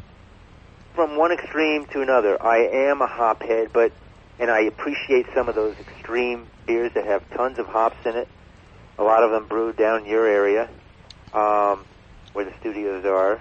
Yeah. But everyday drinking beer, I go for the pale ales and the ordinary bitters, usually lower alcohol than higher alcohol, because then I can have 2 or 3 rather than just have one, and get on with the rest of the evening or the afternoon. And, attaboy. I'll brew lagers as well as ales. The Pilsner that you had is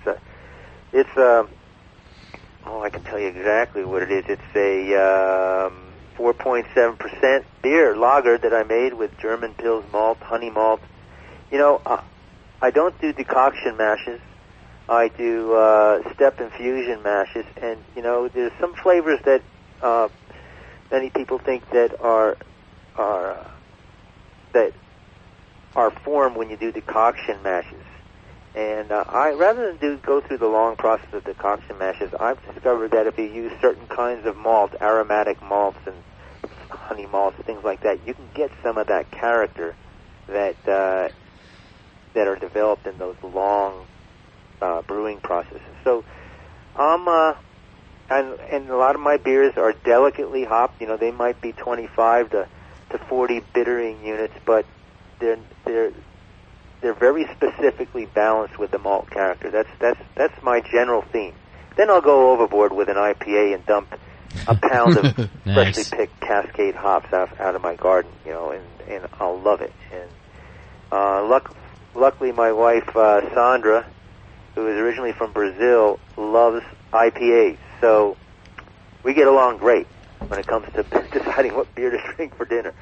There's a rumor, Charlie, that you went to Brazil on an AHA convention and you came home with a wife. Is that pretty much how it worked? Well, half of it's true. I went to Brazil, but it was on a vacation. Okay. And I wish there were home brewers down there. Actually, I've met home brewers in Argentina on another vacation I took down there. But I went down there in 1993, and by 1997 she came up here. Decided that she wanted to drink my beer for the rest of her life. So. That's great. That's great. I did the same, except for my girlfriend came from Germany and refuses to leave. She refuses to drink your beer too. Yeah, it's a good thing. It is a good thing. I got some questions from people in the chat room for you, Charlie, and some of them they're all kind of random topics. Are you ready to field some of those? Sure. Okay. How about a quick one about how you guys have lobbied for home brewing? Someone wants to know if the AHA will ever try to get home distilling legalized. There are very few parts of the world where home distilling is legal. I know a guy who was able to lobby and get laws passed in the Netherlands, in Holland. He lives just outside of or south of Amsterdam, and he got it legalized in the Netherlands. But you can get away with a lot of things. You can do a lot of things in the Netherlands. I don't think we're getting involved. Yeah. I'm quite certain, at least in the foreseeable future, we're not going to be getting involved in trying to legalize home distilling. You know, it's a pretty simple process, but it can be dangerous, obviously. You know, yeah. You get the wrong kinds of alcohol. It just takes one guy to lose an eye. Yeah. Yeah, it's an art and a science. You need to understand what you're doing even more so because you're drinking concentrated alcohol rather than diluted alcohol, which you would do in beer. And you really got to know what you're doing. And that's not a direction we're going. Okay. Yeah, that's fair enough, and that's probably rightly so. But the good stuff every once in a while. Okay. So does Doc. Doc, quote unquote, distills at his house. No, it's only for my farm equipment. It's for his farm equipment, he says. Water. Yeah. Hey, how about your book for a second, and your new book, which is Microbrewed Adventures. Oops, I lost you. Nope, hang on. Are you there? I'm here now. Okay. Your new book, which is Microbrewed Adventures. You sent us a copy, and John's been reading it because he's the only one of us that knows how to read. And one of our listeners wants to know, and I'm wondering if John can chime in about what he likes about your book too. But how's the new book different from your old book?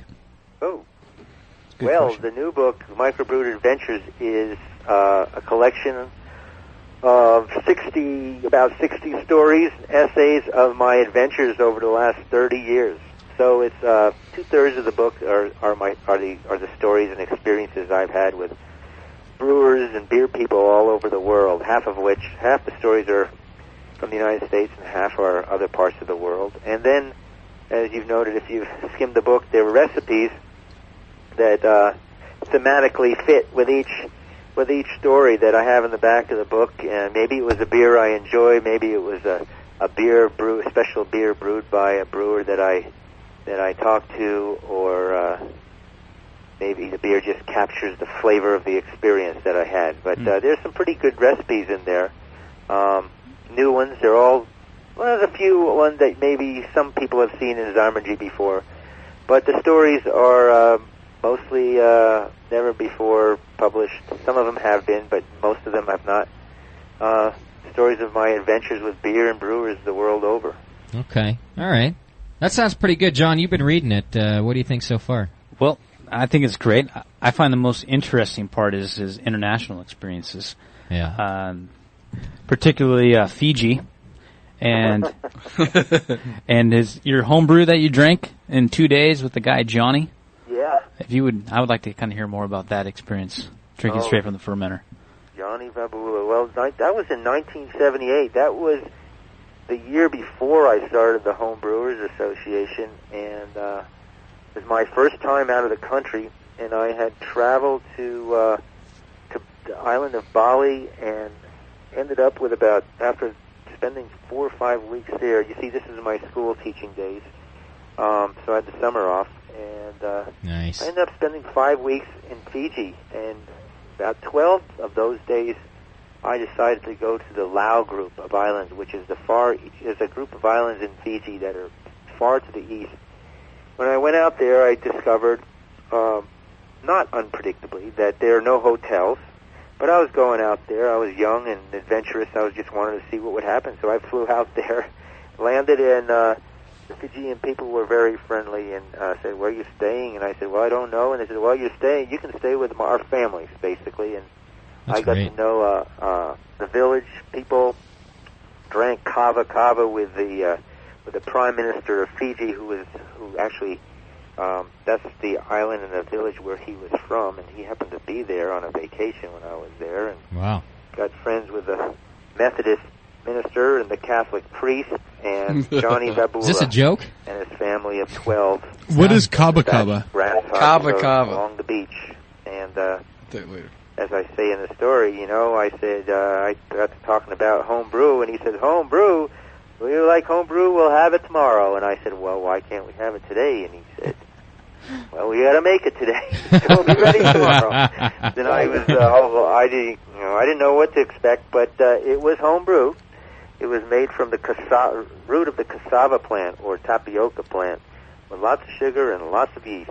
Okay. And it was bubbling away the next morning, and we were dipping in it with our ladles, and as Johnny said, we were going to drink cowboy style. Nice. She says in his book. Very It's awesome. nice. Okay.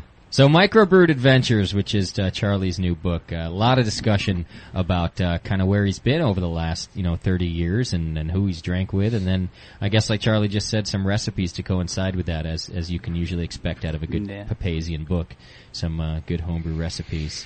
How about this? A Dogger from Ontario, Canada wants to know, Charlie, he wrote this in earlier, if you had to write them again, your older books, would you be so casual given today's ingredients and toys that are available to homebrewers?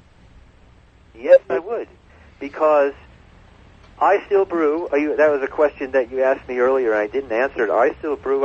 I think this year I'll probably brew about 18 or 19 times this year. Nice. And I still pull off the simplest of pieces of equipment. I use siphon hoses. I use a 10-gallon pot for my all-grain beers, which I wrap towels around and put it on the stove top. I ferment in glass fermenters. I use a bottle capper, and I use those, the 5-gallon corny kegs for draft beer. But it's pretty simple. I use my charismatic wooden spoon. I know there's a lot of good stuff out there, a lot of great sophisticated equipment. But, I've met a lot of home brewers that aren't home brewing anymore because they got so sophisticated and so technical that it was too much of a big deal to brew beer, so they said, well, I'll just buy great beer. Sure. They're not brewing as much. Yeah, that makes sense, too. We have a guy in here who comes on our show, doing his own show, too. His name's Jameel. And he can be real technical about how to brew, too, and get into all these things that you can do. But then in the end, he says, you know what? Just pour a bunch of sugar and water together and ferment it if you have to, and it's still beer. Like, you don't have to be so complicated. Yeah. I brew both malt extract recipes and all grain recipes, depending on what my needs are. And after the beer is brewed and in the keg, and I'm serving it to friends, I find I have to look up the recipe to remember whether it was all grain or extract, because I can't tell the difference, except that I know I had a lot more fun brewing with all grain because it took longer, and I love the process of brewing beer. Yeah, I like it to take 4 or 5 hours. Absolutely. Little, it's like putting the love into your product. You can taste the difference at the end. Yeah, that's one of the themes of my book, The Microbrewed Adventures, is that good beer is about the people who make it and their passion for making beer for not only themselves but especially for others. For craft brewers, it's their customers, and they, the special beers that are made, it's their way of saying thank you to their loyal beer drinking customers. And you're right. It's that passion and creativity that's made America such a great beer drinking country, the best in the world. I think that should be our motto: America, a great beer drinking country. That should just be, I like it. It should be what we go by. I pledge allegiance to America, a great United beer. States of America. Hey, Charlie. I pledge ale. Yeah, I pledge lager. Yeah, I pledge ale allegiance. Exactly. Go ahead, John. You got a question for Charlie? Well, you talk about the love of beer and brewing. I was curious if you could share about that guy in Italy, Tio Musso, I believe. Yeah, Teo, yeah. And what he does with his fermentation process. He is a character. He makes great beers. He wasn't a brewer, about 8 or 9 years ago. He developed his interest. He went to the UK, and he apprenticed in Belgium.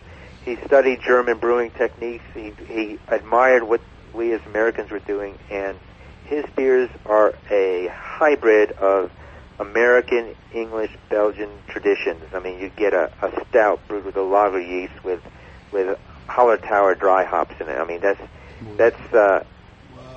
these directions that he goes, and he makes fantastic beers. Now, in the book, there's a story of an experiment that he endeavored, and it was, his idea was that music and sound influence yeast behavior. So the last time I was in his brewery, he had these giant headphones on each of his fermenters, and he was piping in different kinds of music. Are you serious? Yeast while fermenting. We're listening to anything from rap to Italian opera, for all we knew. What was his theory that was doing for his fermentation? Well, yeast is a living organism, and living organisms are affected by energy, and sound is energy. And his idea was that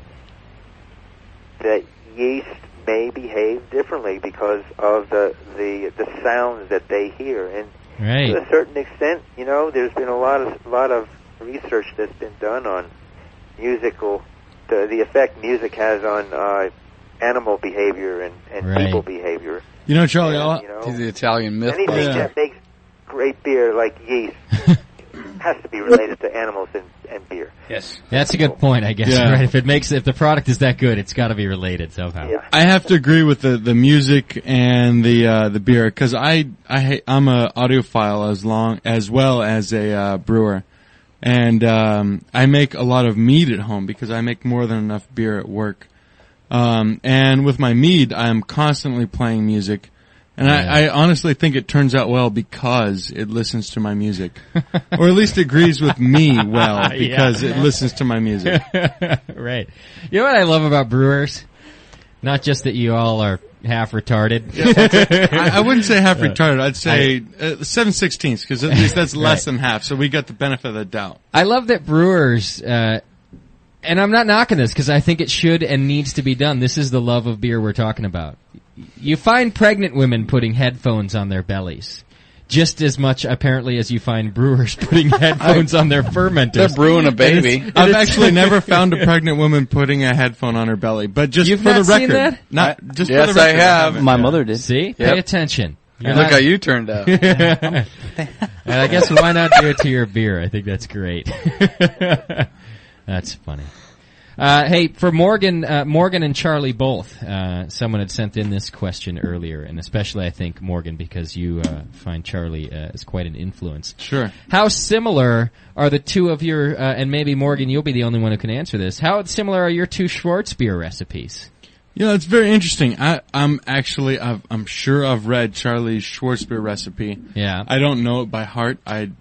I don't even know my Schwarzbier recipe by heart. Never mind, Charlie. I don't know mine either. You don't know either. Fair enough. Charlie doesn't. I don't know mine either. However, after tasting so far two of your examples, I would have to say that they may be miles apart, but I think they're both pretty great. So, Schwarzbier is a great beer. Just to brew. Yeah, I mean Not too many people have had some. Yeah. And it's wow, what's that? I want to have some, and when it's a great beer, it really makes a statement. I think it's one of those beers that bridges the gap. Yeah. So Morgan, when you make it, do you use debitterized black malts, or do you use I use traditional black malt? I use the Carafa Special 2, the dehusked Carafa. Yeah. From Wireman's, and I gotta say, I love that malt. I changed from all my other beers where I would use chocolate and whatnot. I'm using either a 50-50 blend of chocolate and Carafa or just straight Carafa. I think that's one of my favorite dark malts right now is the Carafa Special 2, which is like 420 Lovibond, and it has no husks, so it's debittered, and it's an excellent malt. I don't know if you're using it or not, but if you're not, I would implore you to try it. Yes, I am using it, and I think that's one of the secrets of making a good Schwarzbier, because you don't want it to end up tasting like stout or porter. You want it to taste roasted character without that bitterness. Yeah, it's great how on the Schwarzbier, how it just, on the end, it just peters off to just a beautiful lager finish, just crisp, clean. You almost get a tad of biscuit on the end of it. I mean, it's wonderful. You can taste the base malt in the finish. But it's so hard to get the darkness of it without getting that burnt kind of roasted thing going. Jonathan just brewed a Schwarzbier recently, and he was looking for some advice on how to get a little more color in there. And I've never experimented with it. I've told a lot of people about it. I've never tried it myself. Throwing some of it in the boil. Do you have any ideas on that? How that works? Have you tried that? No, I haven't. I abandoned putting grains in the boil years ago because of the astringency that generally results exactly. from But what if there's no husk? Unless that's the character that you want. But a little bit might add some interesting characters, but it's not a direction that I've been taking. What if there's no husk on the grain though? Have you ever tried that, or could you imagine what that would be? Well, there's no husk, but there's still a lot of tannins in there that you just really extract. That I'm just imagining would give the beer some astringency, which sure the beer may not want. Whoops. Yeah. Well, one of the things I like to do is with the darker grains, but especially with the Schwartz beer, is I like to grind up my dark grains in a coffee grinder, just pulverize it, and I'll put it on the top of the mash in the last 15 minutes of the mash, and I recirculate my mash anyway, almost the whole time, and I will get a lot of the darker color, and especially with the last part of the mash, I won't get a lot of the dark roasted burnt flavors that I don't want. Well, that's a good way to go. Have you guys tried my Dunkel beer yet? I was just going to tell you, we just opened up your Dunkel and taken our first sip, and smoothie. Mentioned the coffee flavor. That's got a little coffee flavor in it right there. Yeah. There's 7 different malts in that beer. 7. How many? Is that all? Really? Well, yeah. Mostly German pills. Were you lazy that day? For a 5-gallon batch, but German pills, 5.5 pounds, and Munich malt, 2.5 pounds. And then, the interesting, I put honey malt, a half pound of honey malt, and half pound of Belgian aromatic to get that aromatic, sweet, biscuity character, which I really like in these kinds of beers. And then the dark beers, the dark malts, I used 4 ounces of English chocolate, half a pound of German Cara Munich, and only 1 ounce of German Carafe. Because that's pretty potent stuff. So I didn't want to make a black beer. I wanted to make a German-style Dunkel, which is more of a coppery brown. No, it's a coppery amber color. It's just nice. Yeah. And thanks for sending that. Yeah. Wow. Everybody in the studio is just going, wow. It's great. I'm wondering, Charlie, one of the things our listeners really like from our guests, and what better guest to get one from, would you mind emailing me the recipe for this Dunkel so I could put it in the forum for our listeners? Would you do that for us? Share it with us? Sure. You would? Yeah, okay. Nice. Because this is certainly one that they'd like to share, especially when it's complicated and challenging like that, with a good 7 grain bill on there. That's great. And the other finesse on this, I think, is using hops that are very low alpha acid. I mean, the highest alpha is Mount Hood at 6% alpha. Oh, right. But that's hops that are low alpha and using a bunch of them. Okay. The other thing I wanted to tell you, Charlie, because I was concerned about this when I got your package with the beer that you sent us, and I put it right in the fridge to get it ready, and I started to think that we're going to have to taste this beer on the air, and you've shipped it, and I didn't know how to tell the brew father if there was a problem with one of your beers and it wasn't good. I didn't know how to tell you that your beer was bad. Well, we can always blame it on the postmaster. Right? Yeah, that's what I would have had to do. I would have had to say, wow, it must have been the post. Yeah, blame it on the messenger. Yeah. But lucky for us, actually, your beer has been great. You got to help me pronounce this other one. The pale ale that you sent us, Obstreperus? Obstreperus. Your Obstreperus Pale Ale we also opened, which is a nice one, right? Kind of the middle of the road of the 2 that you sent us. That was a good one, too. But I think this... No, sorry, I lost you. I think this Dunkel takes the cake. The Pale Ale was a nice middle of the road. Good beer. The Pills, man, that was good. And then I think this Dunkel to finish it off is just real nice. Best beer here. Mm-hmm. That's a good one. So I sent you 3 beers. You sent us 3, yeah, 3 you did. 3, okay. Yeah. So, Charlie, I actually have one more question to ask you. This is Morgan from EJ Fair. One thing that struck me as that made your book special was your exploration about the thought of beer in outer space. I don't know how many people talk to you about that in your book, but that book set your book apart from any other homebrewing book I've ever read because it kind of implored you to use your imagination and think about what beer is and what it can be and what it was and what it will be. And I'm just wondering, how much beer did you drink before you wrote those 2 pages? Yeah. And not only that, and I'm not trying to say that in a demeaning fashion, but what beer was it that you were drinking? I think I probably drank a quart of mead. Yeah. And sparkling mead. Because I know in there you quoted the fact that you were drinking derailed ale. Okay. Yeah. Which when I think about it, I'm like, yes, I want to make that beer and start thinking about space. I want to go out on a sailboat, and that's nothing compared to a spaceship. So, Morgan's a hippie, by the way. Answer that about brewing in space. It's really important that what good beer is all about. And you touched upon it a little bit here with the essay that I did on brewing in outer space in my book, The Homebrewer's Companion. But it's really about listening to your beer, as Fred Eckhart says, but just tasting your beer and relaxing with it and letting the beer take you somewhere where you haven't been. And I'm serious, because when a lot of people...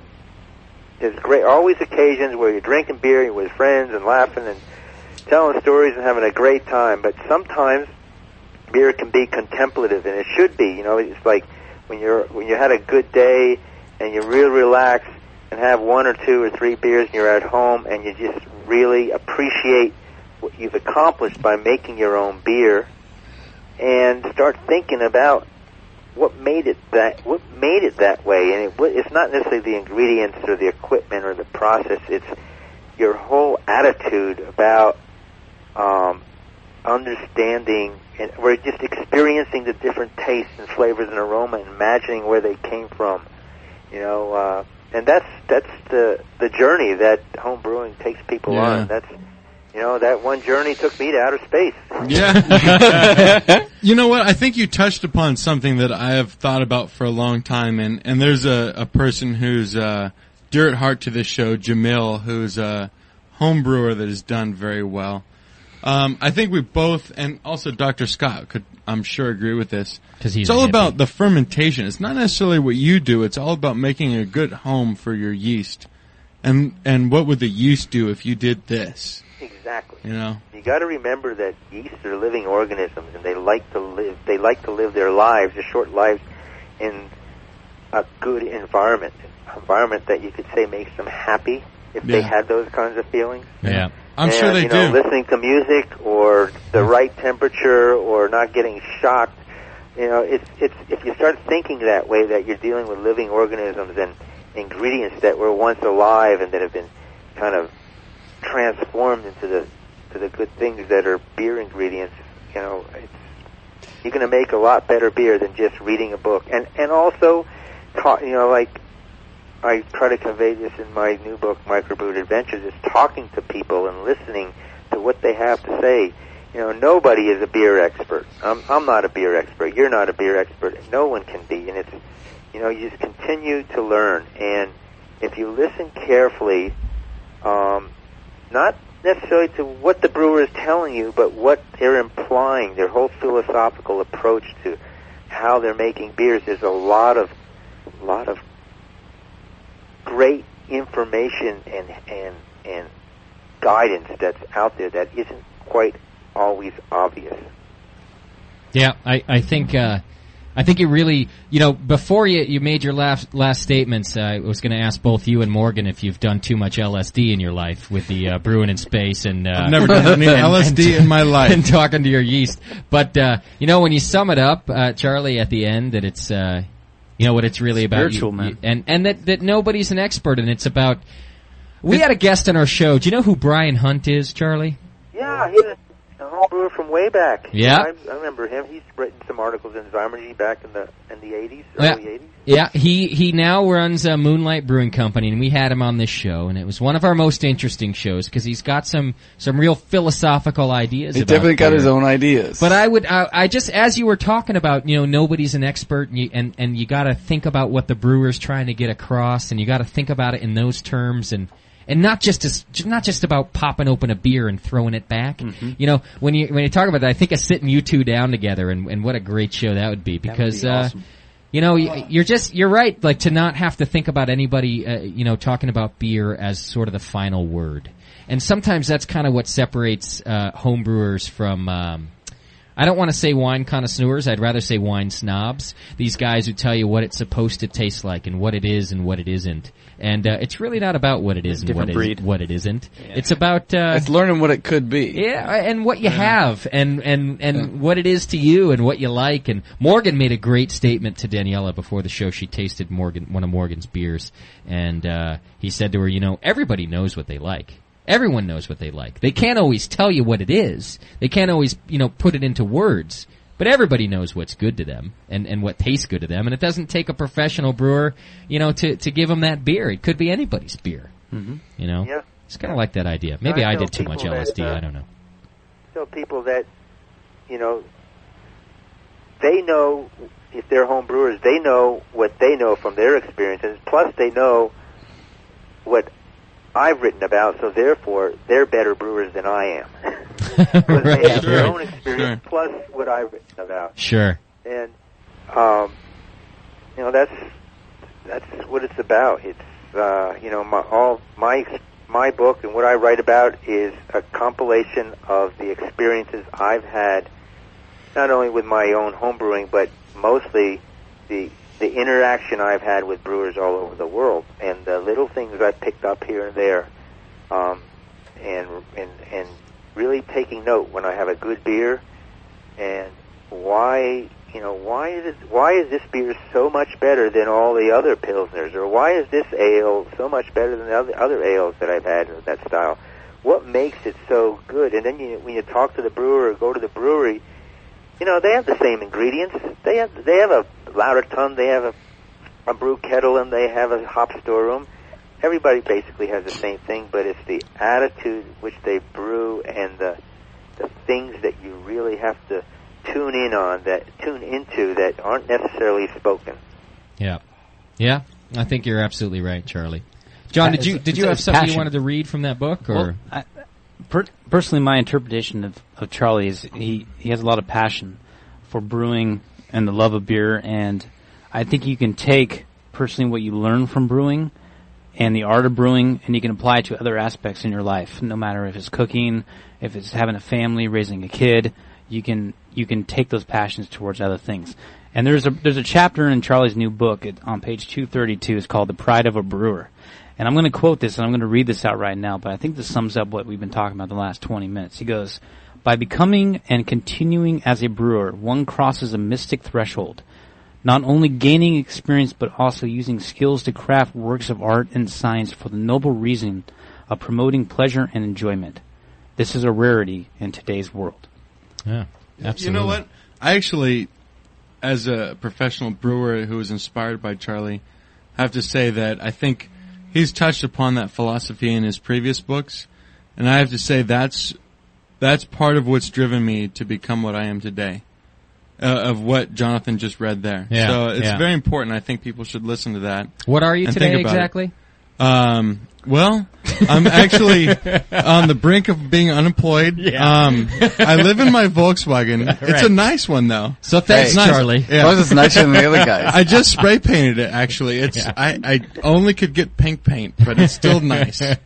It's good. No, your legacy lives strong. No, Charlie. it's about being the artist meets the scientist. Yes, exactly. Yeah. And as a doctor, I think you can probably look at that a little bit more strongly than anyone else can. He digs in people's mouths all day, Morgan. Mouth digging. It's all science based, whatever. Yeah. But it's biological science. Yeah. It really is. And Charlie was talking about working the yeast, which direction, and it's almost like,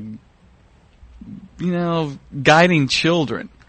It is. Yes, it is. You brew a beer, and that's your kid for the day. It's your kid, and you can if you whatever you put into them, you can guide them to do almost what you want them to do, and be better for it. Because your children go off on their own. It's probably a little less probably a little more predictable than children. Yeah. It reminds me of a picnic we had many yeast ago called the Yeast Herders Picnic. Nice. Nice. It sounds right up the avenue. Herding yeast. Yeah. Yes. Hey, Charlie, can you stick with us for another few minutes? Sure. Okay. I just want to take a quick break. Not only the studio, but I'm sure our listeners. We don't take commercial breaks here. We take pee breaks, and I think that's the beer. Yeah, exactly. A refill break. Let me just do a quick, it's going to be about a 3-minute break. Can we do that real quick? And then when I come back, what I want to do is I got a line of questions in front of me from our listeners in the chat room. And when we get down to it kind of taking a long time here at the end, I like to just do a quick question, quick answer kind of thing so everybody can get their questions answered. Okay, we'll give it our best shot. Okay, cool. So we're going to take just a real quick break. Hang on a second, and we'll be right back.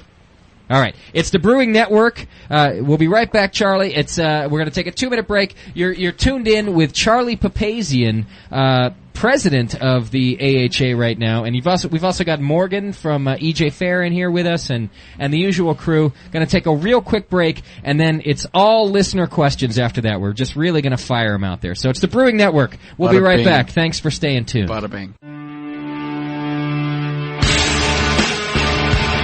And now back to the Brewcasters. The Brewcasters. On the Brewing Network. All right, we're back with Charlie Papazian talking to us some good information. Got a little philosophical on there for you guys, and just lots of good info with the man. So let me get him back here on the phone. We got a few minutes left with him, and I'll get out everybody's questions. You still there, Charlie? I'm here. Okay, good. Glad to have you. All right, here's what I want to do, because I got a lot of questions just from the chat room, and I want to make sure I get them out. So we'll try to do a rapid fire, if that's okay with you, Charlie. Sure. Okay. Let's go for it. Quick one. Do you plan on making a trip to Australia, Charlie? Am I planning? I had last time I was there was maybe 5 years ago, and I would say I would love to. Nothing planned in the foreseeable future, but probably in the next 2 or 3 years I will be going there. And there's a lot of great things happening there with home brewing and craft brewing, I'm sure. There's a big homebrew community there that we get a lot of listeners from there. It's our second biggest country behind the U.S. So they just wanted to, they like you too, so they want to know if you were. There are a lot of Australian craft beer treasures down there. Right. Well, that's why they homebrew, I think. Yeah. Okay, how about this? And this is something that I didn't know about from one of our Canadian listeners, Charlie. Do you remember the homebrew series that you made for TV Ontario? Yes, I certainly do. I don't know how long, but that must have been like 12 or 13, 14 years ago, and it was 3 45-minute shows that aired on Canadian television for a decade. And I go into bars and pubs in Canada, and I was more famous in Canada than I was here in this country. That's great. That showed a lot. I didn't know about that. I was kind of looking you up and doing my research, but I never saw the TV program. What did you do for 45 minutes? Well, it was a 3-part series, and it was the basics of home brewing, and we brewed a batch of beer in the kitchen. And the second one was I think using more sophisticated methods. I don't remember whether it was all grain, but it may not have been all grain, but it was extracting grain. And then the third one was visiting some of the craft brewers and having some discussions with home brewers and talking about good beer. Okay. Nice. Okay. How about this one? How many beers do you have on tap at home, Charlie? Right now, I just, on tap, with the actual hose on it that I could just go out there in seconds, pour myself a tall one. Yeah. I have 1, 2, 3, 4, 5, 6 on tap. 6. And 3 kegs, 2 kegs that are ready and 1 that I just kegged today, and I have 2 fermenters lagering right now. 2 lagers that are in the cold fridge. So that is great, Charlie. Awesome. What is it? I was talking just before you got on the air, and you weren't listening, which is good, because I described it as you having this phobia. Because I was reading an interview about you, and what it sounded like to me, you didn't describe it as a phobia, I did. It sounds to me like you have a phobia, much like I do, about well, I have the phobia of running out of beer in general. You, on the other hand, have this phobia about running out of good beer. So it sounds to me like you brew so much and so often, even to the point of when you travel, you bring your beer with you, that you just can't run out of good beer. Kind of like Paul McCartney. Beer. Yeah. That has happened. Has happened. You know, for my 50th birthday a few years back, I went to a remote island in Thailand, and I invited my friends, and 6 of them showed up, and we tapped a 3-gallon keg of an IPA, which had to be the best damn tasting IPA in all of Asia. All right. Yeah. All of Asia. The whole place. It's a big place. With no IPA. And we were all sure that it was the best tasting one, I'll tell you. Okay, here's a directly home brewing question for you, and we've had this discussion on here before, so the listeners want to know your opinion. What's your opinion about using a secondary fermenter? Is it necessary or not? Well, short answer is it is not necessary, but if you have the time and the resources, do it. It will improve your beer. What about the theory that says every time you transfer your beer, you got potential for contamination? So, in other words, is one worth the other? You know, if you've been brewing for more than a year, you better have your act together, and you know, you shouldn't be contaminating your beer when you siphon or transfer it from your primary to your secondary. I mean, if you're contaminating your beer, you got to go back and figure out what you're doing, because you're not going to proceed in your brewing endeavors and truly make great beer if you don't get that act together. You know, when Justin was asking that second question, I found myself shaking my head no, and I realized why is because if you can brew beer, you can transfer your beer. Yeah. Yep. Yeah. You know, if you can brew good beer, you can put it into another vessel and it'll be okay. Well, I was thinking the same thing today as I was cleaning 8 kegs. How many times I transfer? I transfer a lot. I transfer into a bright keg. I transfer from another keg. Just trying to get a cleaner beer for one reason or another. But you also transfer on a closed system. Yes, I do. Which is a big difference. And I'm really anal about the cleansing of everything. Yeah. Anal cleansing is good. It's a very good thing. Yeah, absolutely. Jonathan has actually pinpointed a way to transfer from carboy to carboy. Yeah. That he sells at his work. That you can go without even worrying about oxygen pickup or anything. Yeah. So it's called a sterile siphon starter. What is it, Jonathan? Tell us.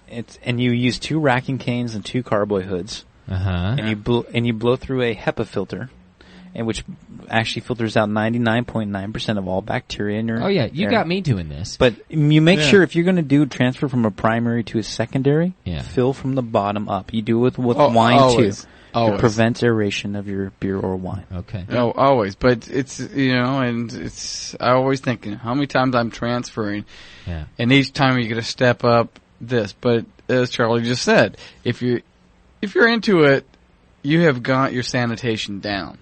Yeah. And enough to the point where it's enough. And don't worry about it. And I transfer a lot of times. Yeah. Okay. Yeah, it's 2 things I do when I transfer. Having a draft system, I have a tank of CO2, and I usually blow in a whole bunch of CO2 into the secondary, empty secondary, so it's, at least half filled with CO2. So when it splashes, it's splashing in an environment of carbon dioxide rather than air and oxygen. The other one is I never suck on a siphon tube, never ever. I mean, I just basically immerse my siphon hose into bleach and water solution, rinse it off with warm, very very warm water and then fill the hose with water, put my thumbs on the end, and take the hoses that are filled with water, stick one into the beer, and you're siphon, you're on your way without ever having to, put your lips to the glass of beer. Right. My thing is, though, actually, is that you never know where your thumbs have been, and I forget where my mouth has been. So I still siphon, but I do a little swash with the little 101 Wild Turkey or something like that. And I just prayed to... That's just your drink. I prayed to Gambrinus that everything's going to be okay. You don't know where your thumb's been. And I forget where my mouth has been. But I've always liked that one. I heard about that one about 10 years ago. You swish around with something high alcohol. In your mouth? Yeah. In your mouth.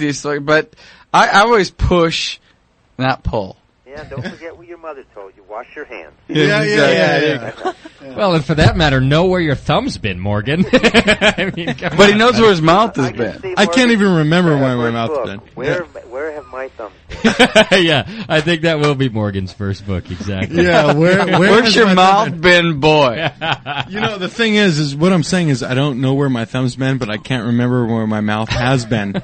So, Morgan. Ignorance is bliss at this point. I want to back up for just 1 second because I think a couple of really good things were said back here. up into that thumb. The one thing that Charlie said about I want to talk about transferring because John's got me doing the HEPA filter thing. What Charlie is saying is that you wouldn't have to exchange any air because you have filled up your hose with water and then by the time you release your thumb, just the water draining out of the hose is going to start your siphon. Right. Okay. So that's one method and I actually like that. I've not heard that before. It's a very simple basic method that keeps you from having to blow any air or anything else into a HEPA filter.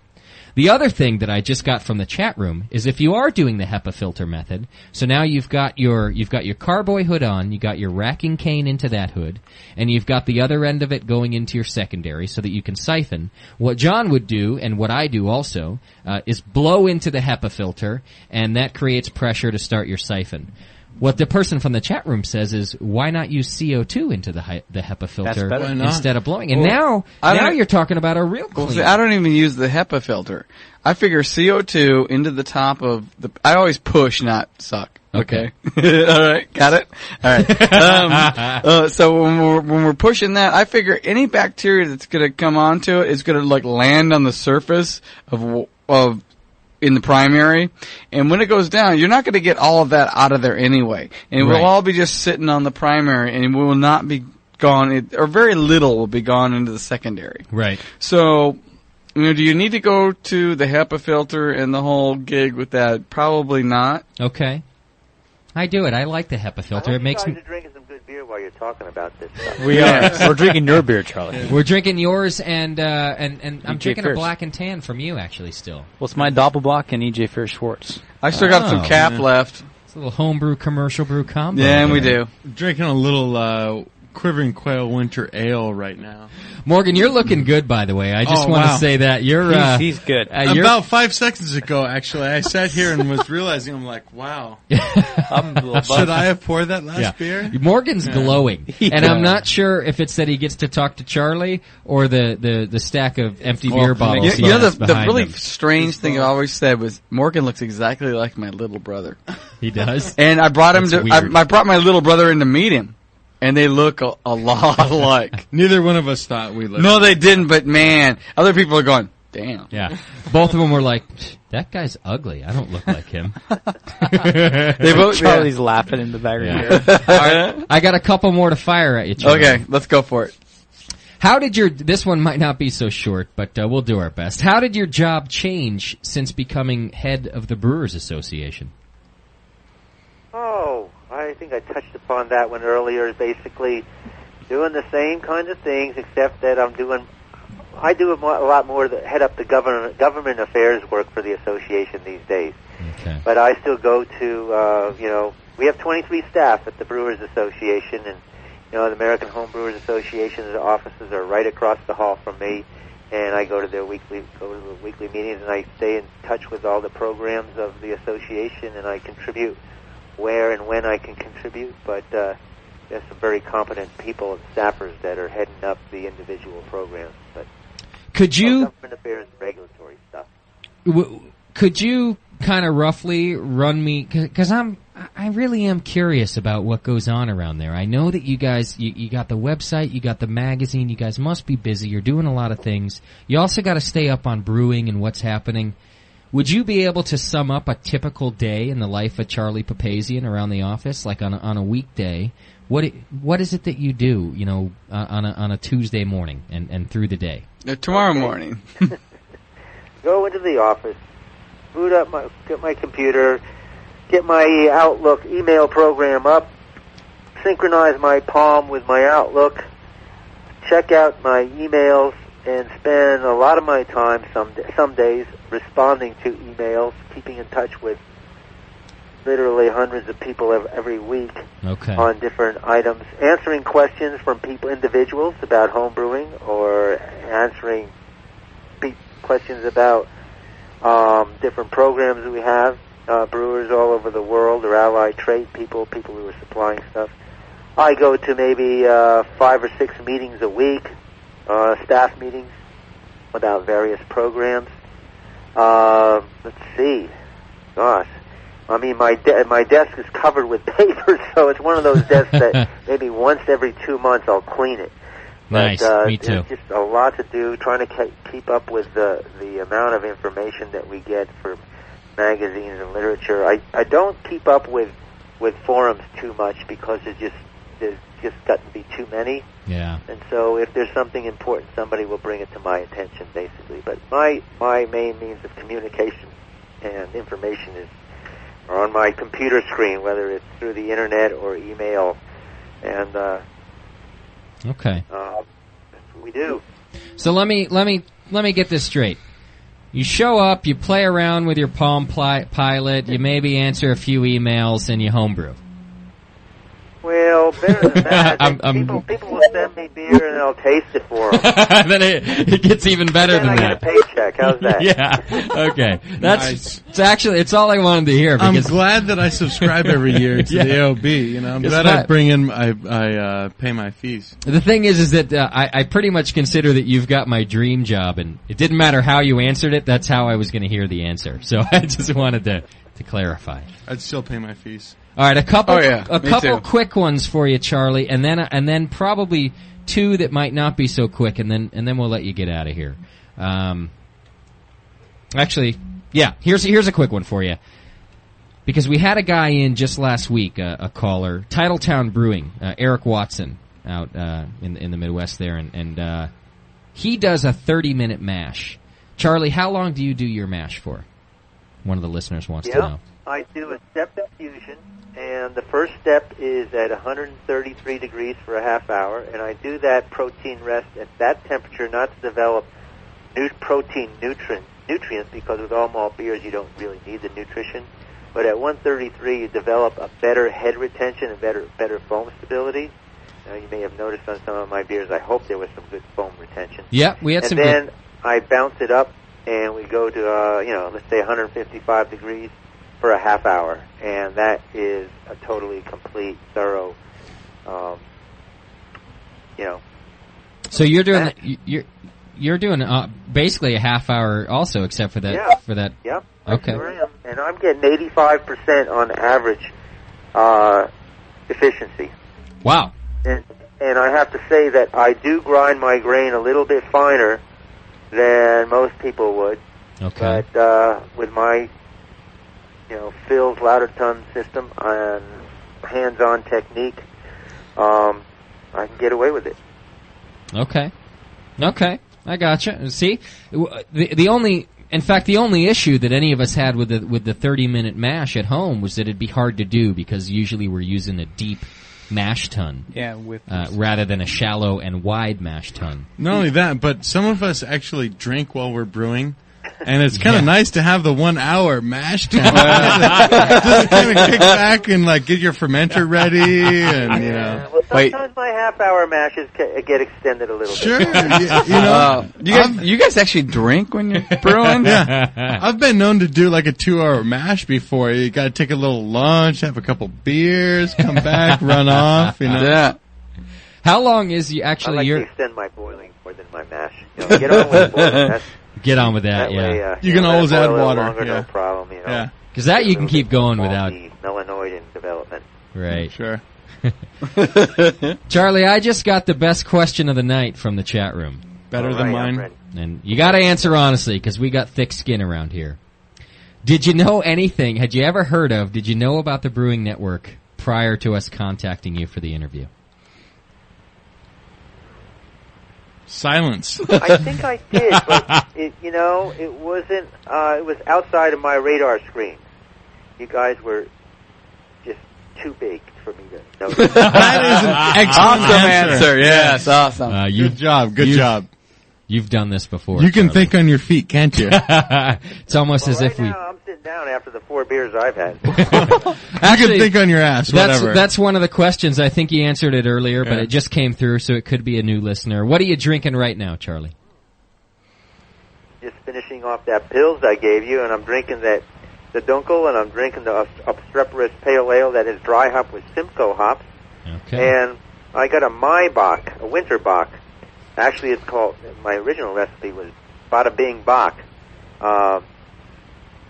And so between the 4 of them, I'm a pretty happy dude right now. Yeah. So you have 4 beers in front of you just like I do right now. Yeah. Yeah, they're all going down pretty equally at the same time. Yep. Nice.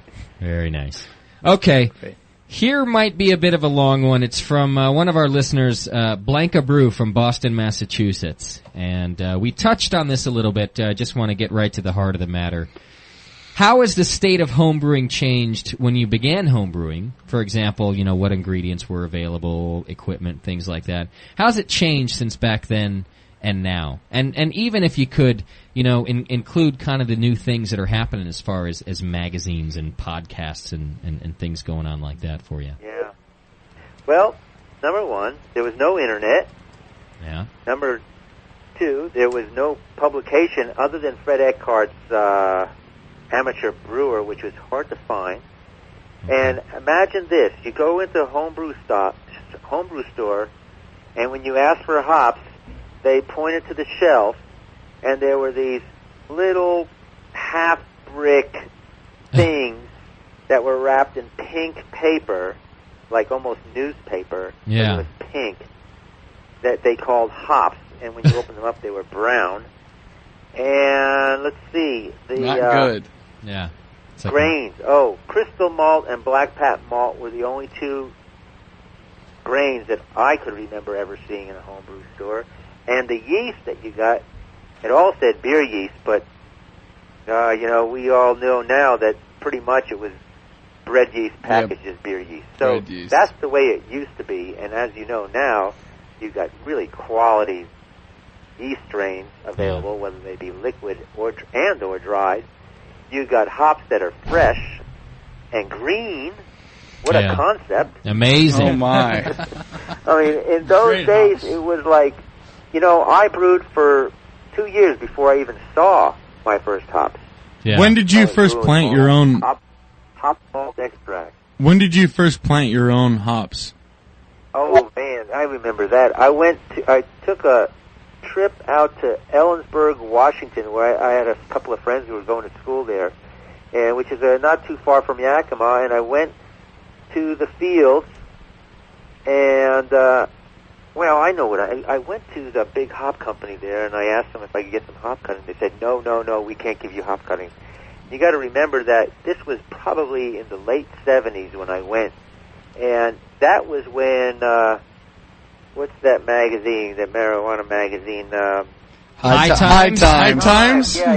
High Times just published a story about how you could graft, hops to marijuana and get a hopawana plant. And, I have no idea what you're talking about. Blah, blah, blah, which was, later we find out that, it's totally impossible to do. Right.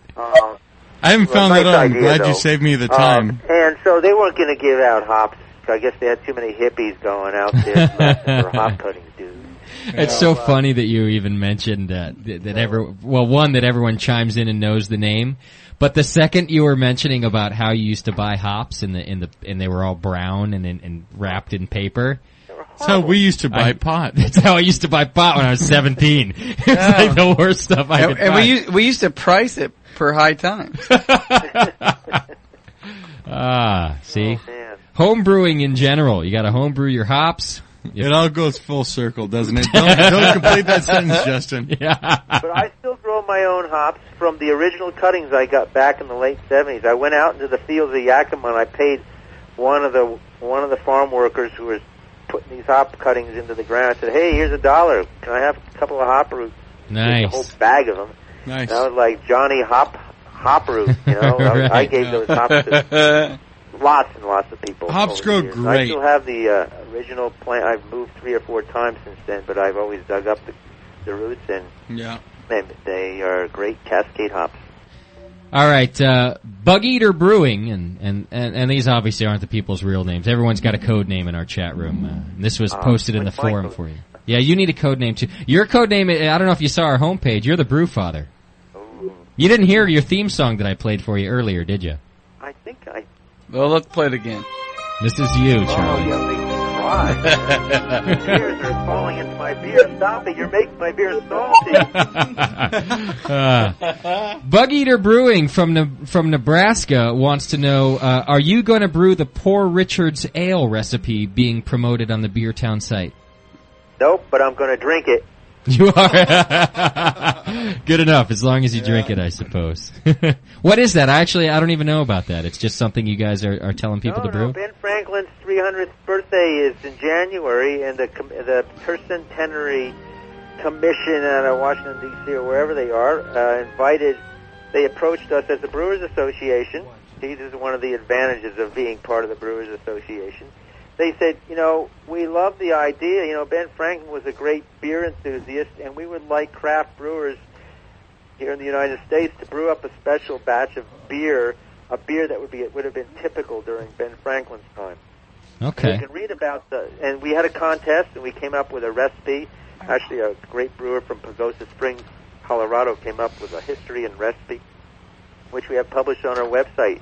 You can find it on the front page of beertown.org. There's a link to Ben Franklin and all the activities. I think we have 67. Right now, the count is 67 breweries that are brewing the typical beers that Ben Franklin would have enjoyed. Basically, a strong old ale with English-type hops. Okay. And some molasses. They probably used molasses in those days, too. Okay. All right, so there you go. The Poor Richard's Ale. You can check it out on beertown.org. It's probably a lot like my goat scrotum ale out of my book. Is that one of the recipes you've got in your book? Goat scrotum ale, yeah. I mean, that's one of my most popular recipes. I have a goat. 5 most popular recipes is a Rocky Raccoon honey lager, Toast Bit Stout, the Holiday Cheer, and Goat Scrotum Ale. Goat Scrotum Ale. Those are 4 out of the 5. I can't think of the 5th one, but I'm sure. One of my goats doesn't have a scrotum. Doc actually has goats. It's in the beer. Yeah, it's in the beer.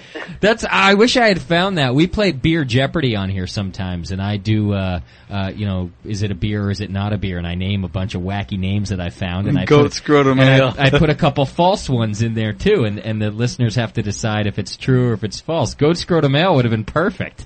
I don't think Okay, couple more questions for you.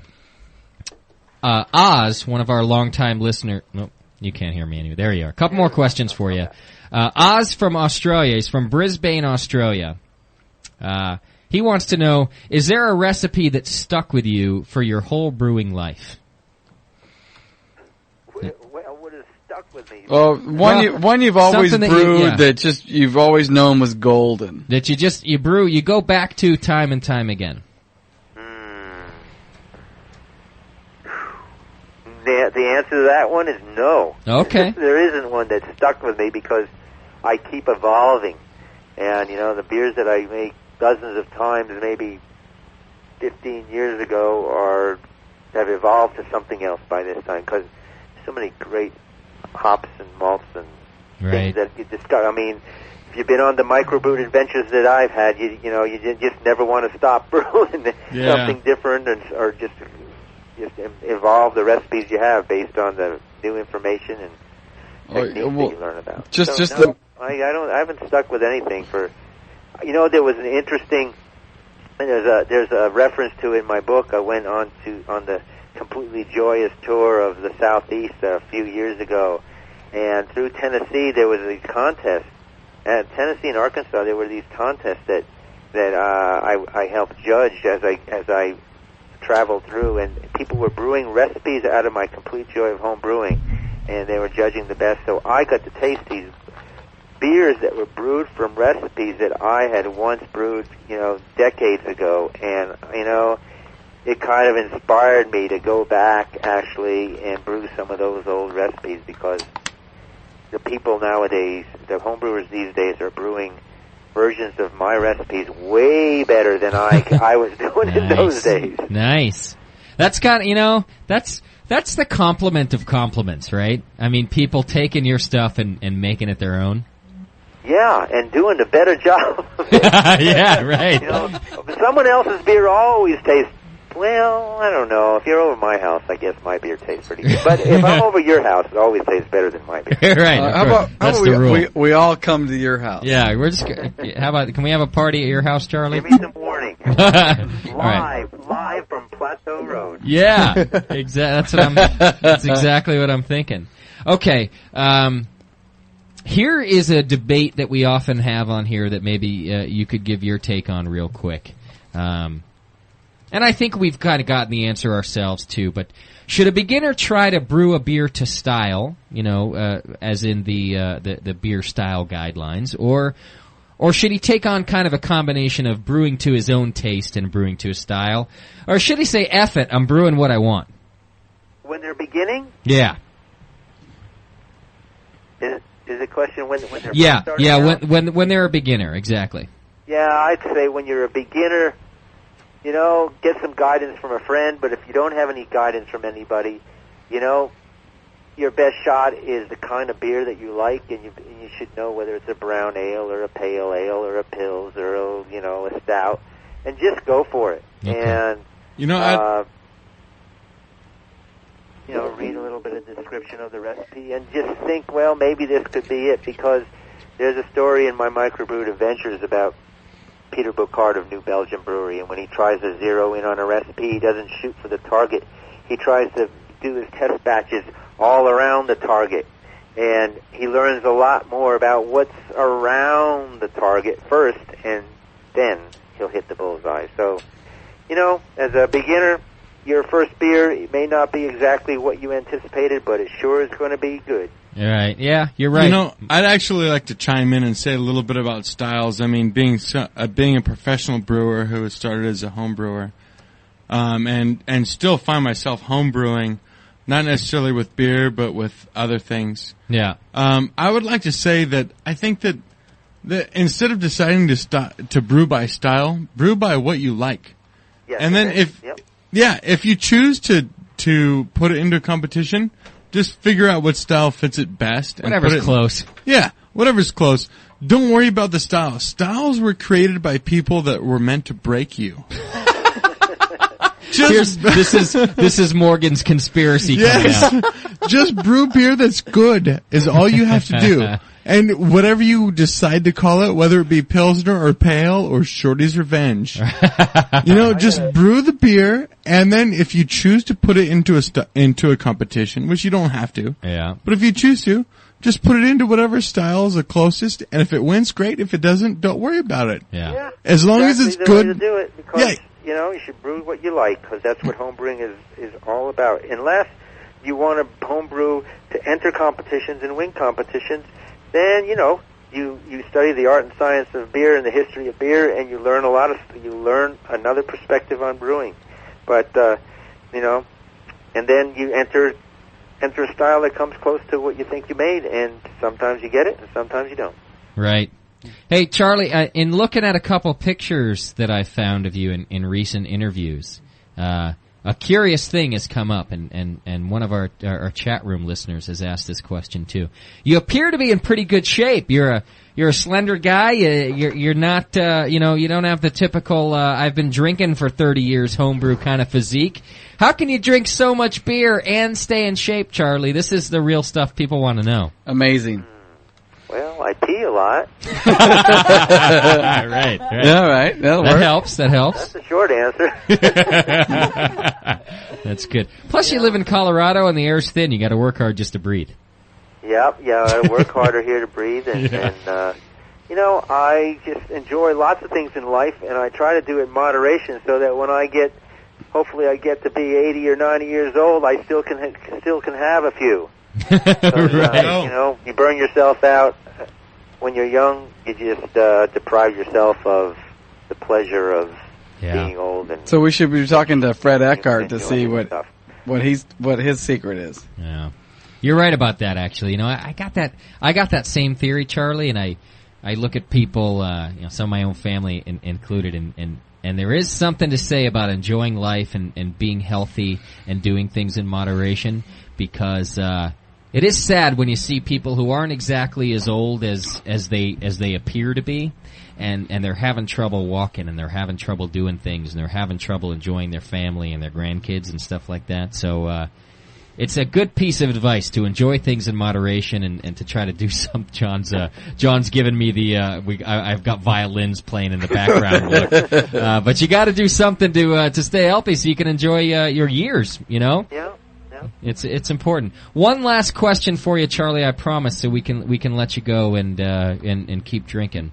Where do you see the future of homebrewing going, Charlie? Ooh, I'll have to look into my crystal glass here. Yeah, do that. Oh, I see foam. Right. Foam. Look deep. Hops. Where am I going? Green foam. Where do I going? The boil over, Charlie. Yeah. Where do I see it going? I see that despite the globalization of the economy and the mergers and acquisitions that the big brewers are playing with, and the buying up of brands and then the diluting of the quality of those brands, which is inevitable. Despite all that, if that trend happens to just decrease choice for the consumer and the beer consumer, then there will be craft brewers that will emerge, which they have in this country. We went through that cycle in the late 70s and offer those choices. And I see that people are basically plugged into a society now where they are able to customize their lifestyle by picking their own music to dance to, picking their own foods, choosing their own foods, their beverages, their clothes, their music, you name it, the kind of shoes. I mean, you can go on the internet and find out so many information, and you have access to all these different products. Yeah. There's so many choices that craft brewing and all this flavor and diversity that home brewers are making and craft brewers are making, that choice is going to be here. I think that craft brewers and home brewers are the only ones that are going to be really able to offer those choices. Yeah. Unless people really drift towards what you might call a society of being cheap, really cheap, and just wanting to buy the cheapest stuff out there. If that happens, I think, you'll see microbrewing go away and home brewing go away, and people will just want to drink homogenized light lager for the rest of their life. Now, we're in trouble in a lot of ways if that happens, aren't we? Yeah. Dead. So I think craft beer and home brewing is leading away for a lot of things that people buy out there. It's a great model that, there's all this flavor and diversity and choice out there, and we've been able to maintain it. And people are willing to pay a little bit more money for craft beer because they recognize that it has value. And people are willing to put a little bit extra time in home brewing because not only do they enjoy the process, but they recognize the value. And I think if more things in life were like that, oh boy, it would be much more fun to be on this planet. Yeah, you're right. You're right about that. Thanks very much, Charlie. Cheers, Charlie. Really, you're welcome. Really appreciate it. Here's what I'm thinking. I know you travel a lot, and you get a lot of beer from the West Coast. I want to get you in here. If you're ever passing through our neck of the woods in the Northern California area, love to have you in the studio so we can really pick your brain without any technical issues. Okay. What village are you from? We're in the Concord area, right near Beer, and More Beer, which I think you've done some work with. So we're right about there. If you're ever coming out to Russian River Brewery or one of those guys, we're in the same neck. Okay. So. I will keep that in mind. That'd be great to come in the studio and you guys can ply me with beers. That's right. We got to give you ours. And John makes some good ones. Doc makes some good ones. And, of course, you've had Morgan's, and they're good, too. They've done a number on all of us today, especially Morg. Yeah, look at him. Morg's looking at John like he's a steak right now. I don't know what it is, but... I got to go, Charlie. He's got prime rib in his eye. I don't know what these guys are talking about. Wait, let me let you just, if there's any comments, Daniela, did you have something? There's a lot of comments from the chat room, and I just want to let you know, Mr. Papazian, that there's one guy out there at least who is from the UK who has to get up in 2 hours to go to work and who listened all the way through because he enjoyed it so much. Wow. So the feedback was outstanding tonight. The chat room has been as busy as it's never been before. People just love the last couple of hours. Awesome. Well, we'll have to do it again. Yeah, absolutely. We would appreciate that if we could do that again. Absolutely. What I want to say then is, and I think John could back me up. He's going to pass this thing on to me next. The new book from Charlie Papazian, Microbrewed Adventures. You can get it on Amazon, or just go to beertown.org. You can find out how to get it there, which is also how you can sign up to get Zymergy. You can join the AHA. You can get all the updates about the things that Charlie does in the business, which is lobbying for different issues as far as homebrewing goes, and really kind of making a movement happen. We're here because of Charlie, too. That's right. I mean, this show exists because of his efforts 30 years ago. So I'm only we owe here him because thank of Charlie. In the past. That's the only reason why I'm here. Of each other. Exactly. Well, that's true, and in the end, it is kind of a circle of life that we're all here helping each other out. But definitely, Charlie has helped. This industry like no other. So Microbrewed Adventures, the new book by Charlie Papazian. Check it out. And John's enjoying it thoroughly right now. Beertown.org. Like I said, you can get Zymergy right there. Go check it out. It's a good site. Lots of information there, too. Yeah. You can find out good things about competitions that are coming up and everything else. And Charlie, just really, thanks a lot for coming on the show. We know you're a busy guy. All right. Well, good night and good morning or good afternoon, wherever you are. Cheers, Charlie. Absolutely, Charlie. We'll talk to you soon. Bye. See you, buddy. Okay, well there you go, Charlie Papazian, ladies and gentlemen, on the Brewing Network show. I do apologize for any technical issues. The phone system is a wild beast, is what it is, and I've had to tame it the whole time. You did a great job. So hopefully the audio just came out enough for you. But I think we will work on getting Charlie just in here so that we can hang out and have a real good time. But sorry, Doc, I turned you off. Thanks. Actually, if we can coordinate it for him to be here, he's got to come out here once in a while. Oh, sure. That's what I was thinking. If we can get him in here, that'd be awesome. It'll be all good, yeah. Get the local homebrew clubs in here. Yeah. Oh. Well, however you look at it, for Charlie to take some time and come hang out with us, and that's good, man. I think it was like all that. good. Yeah, it's a good time. Worked out all right. Doc, I think what Doc thinks is good is that it's the first time somebody else is in the studio that's having the speech problem that Doc usually has. Morgan has taken the attention off of Doc with the loose lips, with the slur that Doc usually has. And I like that. What are you guys talking about? Morgan, thanks for bringing in the good beer for us to definitely chomp on the whole time. And he's a product. He's got my slur going. Yeah. I don't know what you're talking about. We'll be on the air for another couple minutes. I think we're going to go till 8 o'clock, which gives us 10 minutes. If anybody wants to call in, it's 888-401-BEER. Happy to hear what you thought about Charlie Papazian. I think Jason Petros was out there, a guy who's doing the new show with me coming up in January. It's going to be the Beer and Stuff Variety Show coming Fridays at noon, and he's our co-host. He was hanging out earlier, and I know he had a couple things to say to you guys. Jason, call in. So we got him out there. But if you just want to call in and give us your thoughts, hey, they could be negative too. I don't care about Charlie Papazian coming on the show. That was great. And man, was I happy to have that guy on the phone. Yeah, huh, guys? You sound like it. That was Charlie Papazian's beer right there that just came out on my microphone. I'll tell you that right now. John's got gas in other areas ready to. And it made it all here, and we all got to drink it, besides Justin. Yeah. Right. Absolutely. Let me just give a quick recap while we're still here about things coming up in January so you guys know. Of course, we got the Jameel Show coming Mondays at 10 a.m. That's going to be a real good show. He's going to tell you how to brew to style and also answer all your questions. We're going to broadcast the Oz Craft Brewer Show, which is out of Australia. Been doing it longer than we have. And he does a good show. He gets a lot of people calling in and good information there. And we're going to broadcast him on Tuesdays on the Brewing Network. So stay tuned to www.thebrewingnetwork.com, and we will keep you posted about when we're going to broadcast that exactly. We're going to do Wine Wednesdays for those of you either wine enthusiasts or home brewers out there, home wine brewers out there. We're going to do Wine Wednesdays so that we can get you guys a little information out of the Brewing Network too.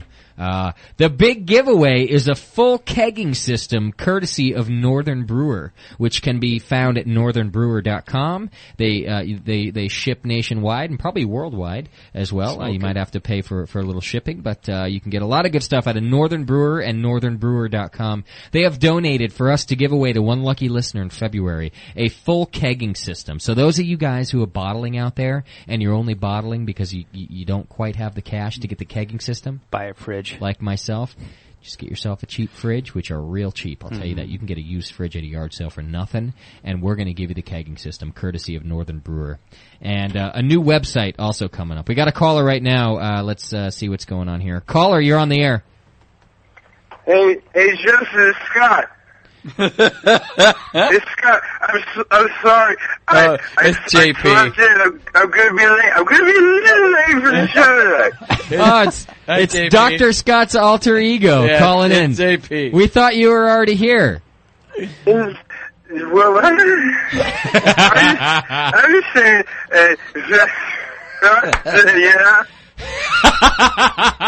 Yeah. I've been with you places that you've done this. And I was hoping you were driving me home. I thought wrong. Well, see, I kind of felt weird calling in and saying that because Morgan is trash. Wait, he's just getting his earphones on. He didn't even hear that. He didn't have his headphones on. Morgan missed that. He's got his headphones on now. Jason, well, he might consider me too sensitive. Jason, just so you know, I actually haven't drank that much. No, I know. Yeah, right. Sure. You can tell. No, yeah. You guys, the police might be listening to this. They might be listening to this band or something like that. Come on now. Give me a break. No, you guys did a good show. It was a good show. Good times. You did a good show too, You Jason. actually listened? Thank you. It's on, dude. I love you too. Your beer stuff show is gonna be. I love you. I love you, man. Jason, we're friends, right? John, Jason, you and I are friends. And what was this about? A wrestling match that was a tie? The only thing that was tied was you, your hands behind your back. Jason, I saw you saying "mercy, mercy, mercy" is the only thing I remember. Jason, you're a liar, empathetic liar. We can go round two, baby. Yeah, that's on. If you guys go round two, it's got to be in the studio on the air. Fine. It's important. That would be fun. How great! Brewing Network boxing. You know? My sport is Greco-Roman wrestling. Yeah, naked. Friday night fights on the Brewing Network. Naked. Yes. I'm there. Jason, you actually have a lot of unchecked aggression that you need to take Jay, into you bring a account. whole different level of energy to the show. I'm just waiting for the paper boy. Waiting for the good news. Can you... What is that? What the hell is that, Doc? I don't know what the hell is that? It's a Family Guy thing. That's progressing into fantasies now. I'm just waiting for the paper boy. Oh my God. Waiting for the good news. Waiting for the good news. Hey, Jay, keep it going, buddy. Keep going. Oh, Petros. Jason, you've got dead air going on. Come on, speak something. Come on. Well, I mean, I just called in to give you shit, Scott. That's all I really did. I know. Yes, No, guys. no, seriously, that was good. You guys handled Charlie very well. I thought, especially the second part. Okay. The second half when you did the rapid fire questions for an hour, that was awesome. Oh, you gotta do. You could hear it okay. It all went okay with Justin's little problems. So Yeah, it went fine, but So basically, what you're saying, Jason, is when we weren't talking, everything went well. Yeah. pretty much, yeah. Yeah. Well, a couple of you guys were really waxing poetic over Charlie there, and I thought someone was going to propose marriage or something, but Jason, will you marry me? No, Thought about we held back for when it's your show. Yeah. okay, good. I should have called Good, him a I'm glad. douchebag a couple extra times. Yeah, did you like that? That guy's website or that guy's email? That's right. Douchebag at thebrewingnetwork.com. That's right. Thank you. Douchebag at thebrewingnetwork.com is the new address for the guy who's insulted not only our show, but all of you listeners who tune into our nerd site, our beer Well, my geek question site. was, how did he know about it if he's calling everyone nerds? See? And it's a geek nerd site. How did he Because he's a nerd. I think it's because they brought him into the office. No. They sat him down and they said, "You know what?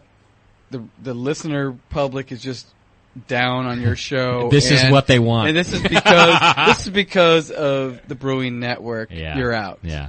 I'm sure it wasn't quite so specific, but you bring up a good point, Petros. He had to say he's obviously an avid listener. If he's become so angry with us to like direct his actually, anger sitting this here way. looking at Jason, Justin, actually. Whoa. Jason, seeing Justin, two whatever. now. Same dude. I'm surprised that's what they're looking for.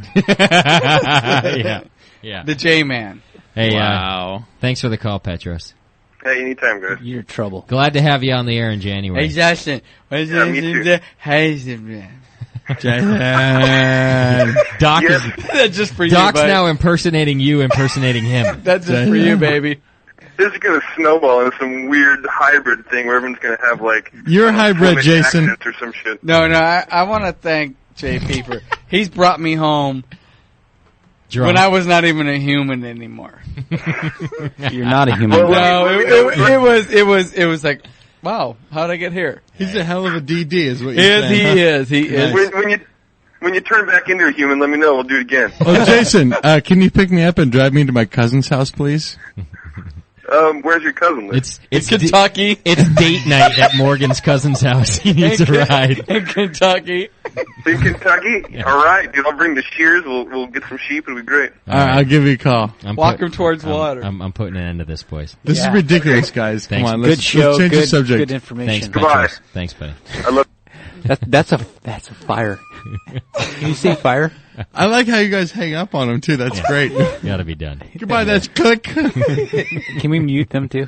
Okay, everybody else? Can we just mute them? Can I hang up on Jonathan? John wants to mute the guest desk. Yeah, No. Doc hates I'll that. stop talking. All you have to do is just tell me to No. stop talking. I will. I'm not liking the mute button, no. Look I told you. Look what Charlie's beer does to us. I know. But here's the thing. I don't mind it happening at the end of the show. My compromise was that I would get to the point in the beginning if I was allowed to fuck off at the end. Yeah. That was a great so show, look, man. Look, it's 8:00. Yeah. If anyone's still here, Yeah. it's because they're as drunk as we are, and they're ready to screw off No, too. Papazian was he was an excellent guest. He had a lot of information, more information than we could use if we were even writing down while we were listening. And he answered questions that, we had about. Which is good Yeah. to answer questions that we have. And I think, you know what, we could have answered the same way. We all had. I could have answered the same exact way No, you couldn't. as he did. Oh, yeah. But didn't no know one would that. have listened to me Yeah. like they What the listened to hell's him. going on? No, it's true. Yeah. It's true. They'd have been like, whatever, it's Morgan. We don't even know that guy. Yeah. He's nothing. Yeah, he's a nobody. Charlie said it? Okay, it's gold. Yeah. Actually, that's what kind of Petros was alluding to, is that we were all apparently treating Papazian like he is royalty, but we were like kind of waxing You know on what? about it. We wouldn't be home brewing if it wasn't for him way back then. I wouldn't be, yeah. Yeah, but Petros is right. Maybe we should have called him a douchebag a couple more times. He is. He needs to be. Well, no. That's the cool thing. We could just email him that. Yeah. I'll And then you can I'll, call him. I'll tell to him. Then to he his would face. be one of us. You can call him. Charlie Papazian on the show. That was cool. I appreciate that. Microbrewed Adventures is his new book, and you can find that on Amazon or go to beertown.org. And hopefully, we're going to have him in the studio in the coming year. How about another caller? How about we... 888-401-BEER. You got about a minute left because I'm Hey, gonna wax on and get the heck out of here. Wax on, wax off. Next week is going to be a big show too. Actually, not for guests, but for good information. Because next week is our first. I don't know why it's taken us so long to do it. Or tell me about it. But we didn't know we'd still be here. Or tell Doc about it because it's his show.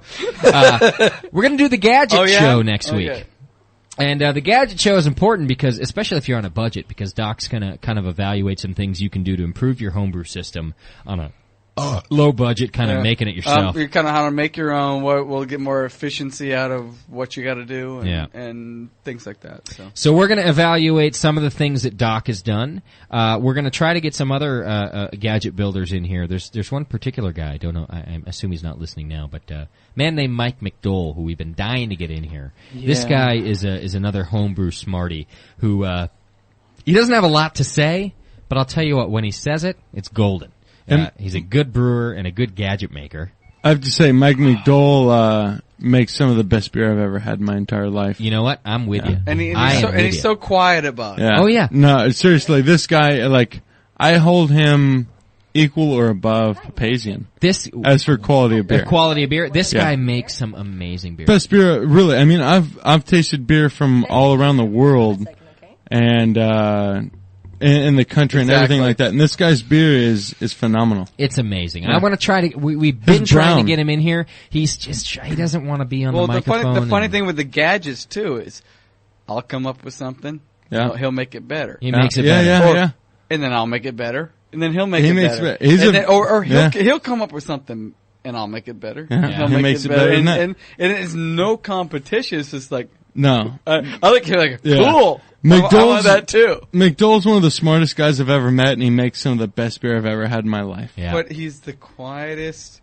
He's quiet. And that's why we're not sure if we can get him in here. But that's the gadget show next week. We're going to try to get try to get him in here and talk about his gadgets too. We will. We do have a featured gadget coming in from a company called Innovative Homebrew Solutions. Nice. And they're sending us what's called a hop stopper, and it's basically a way for you guys with the kettle that has the spout at the bottom. It's a way to kind of, even if you do a whirlpool, although this eliminates the need, to get all your wort out, like really the maximum amount of wort, without leaving too much behind and leaving all the hop trube behind so that you can get a cleaner transfer. So we're going to have their product in here. It's in shipment, so we haven't evaluated yet, so I'm not going to tell you if it's good or not, but we're going to check it out, give it a good look, and we'll discuss that. Also, they have decided to give one away too, so one lucky listener is going to get a hop stopper. During next week's show, we're going to give that away, and they're going to send it to you directly, and they're going to make it specifically for your kettle too. Nice. So you're going to want to tune in next week, and one winner is going to get a hop stopper from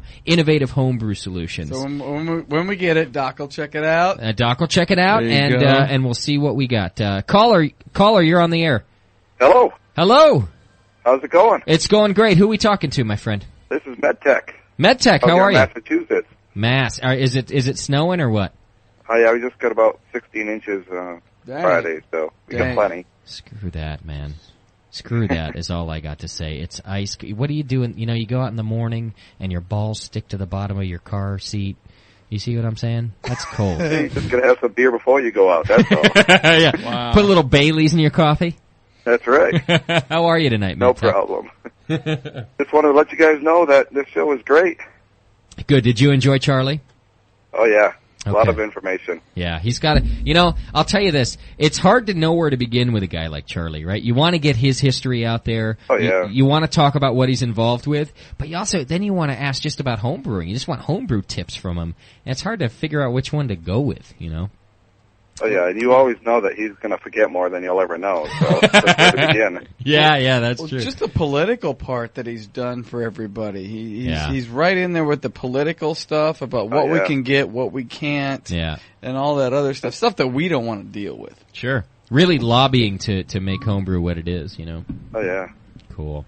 Well, I'm glad you enjoyed it. Gone a long ways in a short time, so. Have you read any of his other books? I'll be honest, I haven't. I haven't read The Complete Joy. Yeah, I have, actually. You have? Okay. Yep. And how do you like those guys? Like The Complete Joy Homebrewing, you read that? Yeah, that's the one I've read. Okay. I mean, I've just read so many books, I don't know which is what, but, I mean, Gotcha. Just reading books is the best way I've learned. Yeah, it's important. You got to get out there and read. I wish I knew how to read. He knows how to twist buttons and talk. That's all I can do is twist buttons and waffle on. And drink beer. Check this out. The guy who does the Australian show is going to be on the Brewing Network in January. I'm waiting for that. Waiting for Jamil show also. And the Jamil show too, yeah. The good shows. This guy, I sent him an email to confirm, and he had confirmed, yeah, the show can be on, and I sent him an email back that basically said, great, sounds good, here's the details, this is what I got planned, unless you have any other ideas. And what I meant was other ideas for his show, how to broadcast it and stuff. And what he sends me back is a whole list of, ideas for our show and how we can improve it. And one of the main things he had to say was, you Yanks waffle on too long, and and it sounds like you're looking for things to say, and maybe you could trim it down a little bit. That's what the guy says. And I'm thinking, no, that wouldn't be fun. I don't want your opinion anymore. If it means well, then it runs into the non-fun thing. Yeah. Well, I'll tell you what. One problem we've had on this show is one problem we've not had is finding a way to fill the time. I mean, obviously, it's after 8 o'clock now, and he's thinking that we're like looking after for 11 things o'clock here. It's 11 o'clock, right. Exactly, and he's thinking we're like looking for things to talk about. But when we started this and when you're drunk enough, it doesn't matter what you talk about. No, that's what I figure. When we started this whole thing, it was like 2 hours, man, max. Yeah. We'll be lucky if we can fill it. And the next thing you know, it's like, 3 hours People plus. just keep talking, especially in the chat room. I mean, they'll go on. It's like an hour after the radio show's done, and they'll just keep chatting away. Oh, that's pretty cool too. The diehards, I like that. You can join the chat room right as up long on as you don't say page. anything bad about me. That's all nice. right. Yeah. Okay, Doc. Yeah, that never happens. We know that never happens. Yeah. Yeah, never. Never. Well, thanks for the call, you guys man. have a good night. You all too. Right. Glad you I'll just glad you say, enjoyed the show. Go Patriots. Oh, little New England call out there. I like it. Oh yeah. All right, buddy. We'll see you. Have a good night. All right. If he's going to do that, I'm going to say go UConn. If he's going to call out all the New England teams. You guys are going to say that. I'm going to say that football's a joke. Those are fighting words. Wow, those are fighting words. Wrestling. Greco-Roman. Get your clothes off, I'm boys. 6'5", 250 pounds. I'll wrestle anyone. Yeah, by the way. Jonathan, I want to Morg's a big guy. I'm not scared. I'll do it. Dr. Scott, you're on. Danielle I'll go for it. Danielle's not sure. I did high school wrestling, and then I did judo. So Me too. I'm dirty. Judo's for pussies. All right. I'm not proud. All right. Hey, Morg. Judo's for pussies. You're right, but you know what? We win every time, though. Caller, you're on the air. Yes, is this the number to order some man candy? Yes. I'd like 150 pounds of man candy, please. The man candy corner, baby. Yeah. You definitely reached... Justin was looking for the man candy, actually. Yeah. You definitely reached the right Hey, Matt, number. how you doing? Oh, you knew it was me. Oh, yeah. We have no idea who you are. Keep going. I've taken to announcing Matt as Beer Pal in public forums lately. He's taking on the name too. Everywhere he goes, people are like, "Hey, aren't you Beer Pal?" Even in bars, I hear. I can't imagine the look on my face when that bartender walked up and asked if my name was Beer Pal. Man, I was like, what the hell? It was great. I only wish I could have heard what you said because I did see the look on your face. Like, are you kidding me? Yeah, that was funny. That was great. Hey, you guys, I'm not gonna. I don't want to keep you, but just excellent show. Absolutely one of the best. Cool. Thanks, and also, man, JP showed that Dr. Scott thing is hilarious. How close is he? On the show. Yeah, that guy, he's like a spitting image of Dr. Scott.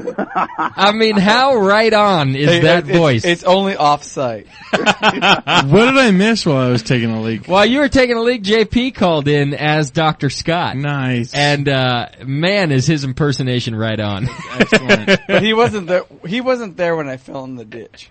No, he wasn't there for that, but his voice says enough to get that inference. Oh my God, I fell in a ditch. Yes, that one. How am I? Thanks, Beer Pal. All right, guys. We'll see you, buddy. All right, we got to get out of here. Good show. Good show. Great show. Thanks very much to Charlie Papazian. I mean, really, just to take the time to come in here and hang out with us. That was fun. Daniela? Congratulations to Di in Australia for brewing her first batch and let us know it did not taste horrible. Right Actually, he's on. kind of proud of her. It was kind of good. Nice, Oz. Good job. Mm-hmm. So the women are coming. You see? You see? Women are coming. Literally. You're right. Yeah. Yes, women are coming. Not in here, but in general. But sometimes they are. Never. in Good here. night, you idiots. All right. Just the people Wait. here in the studio, of course. I Wait, love Dan- my listeners. Danielle has not even flipped me off once tonight. I don't like you, Dr. Scott. Is that enough? Nope, not enough. I hate you. I need that. I told you when you got in here first that you stink like man butt. She did say that. I'll vouch for that. And there you go. And, As soon as she walked in the room, she didn't have a chance to smell my man butt. she said, Doc, you smell like man butt. It's funny, Good though. night, and thank you for everything. I'm looking for this song because people want me to do new songs at the end What here. about the, let's go back to the roots, man. No, they want it. That's what I'm saying. They want something new, and I was sent a good song, and now I can't find it because I didn't save it in the proper place. That's Bastard. Yeah, I got another one. I mean, I got one in line, but this one was Secondary. man. This one was just right. It was good and funny. People want us to just change up the end song from the homebrew song. I usually play the homebrew song at the end, like after whatever I've been playing lately. All right, I'll do this one for Doc. It's It could be anything. Yeah, this one is good for Doc. It's good for Oz. It's going to be good for John because he's been thinking about getting hitched and all that kind of weird stuff. And this is what's in store for you, buddy. How could all this tie together? I don't know. This song's what's in store for you. You're going to enjoy it. Good night, everybody. Good night. Thanks, Morgan, from EJ Fair for hanging out with us. Charlie has and left having a the good building. time. Charlie's left the building. Long show as usual. As but, we expected, though. Thanks for hanging out. Thanks again to our podcasters downloading it. Thanks to the guys checking out the archives. What the hell? Thanks to everybody. I don't care. Yeah. The fuck do I care? You don't care. Thanks. Thanks. Can't wait to do the song. JP, I know where you live. He doesn't care. It's the Brewing Network. We'll be back next week for our last show. It's the Gadget Show. It's going to be a good one for those of you who want to build your own stuff. It's the last week we do before our 3-week vacation. One more call? I was going to answer it just on the air. It's crotch rot. The phone's ringing off the hook. Do they want to be on the air, or are they ready for us to get off? Danielle is checking. Yeah, Di. Oh, it's Di. Another Australian. Oh my god, you are on the air. Okay, hang on. It's Di from Australia. You're on the air. Hello. Hi there. How you doing? I'm doing real good, man. You're doing going crazy. Who are we talking to? Who do you think is the craziest person you ever talked to? It's Crazy Jack. Is it Crazy Jack? It's Crazy Jack. I love Crazy Jack. I hear that you're going to come into the studio for the Gadget Show. Yeah. That just freaked the shit out of me. I thought it was Di from Australia calling, and then all of a sudden he has his deep voice. Yeah, it's Jack. John, don't look at me like that. Apparently you're the one who said he could come in. He's fine. Yeah. I'm changing my mind. Get over there, you know, and we can have a lot of different crazy voices. Oh, my God. No, I met Jack at the last Doe's meeting, so. I say Crazy Jack is totally welcome. He's a good guy. Yeah. Are you going to come in next week? Yeah, I will. All right. I say come in, man. Come on down, baby. But listen, if you come in here and you're all normal, I'm going to be disappointed.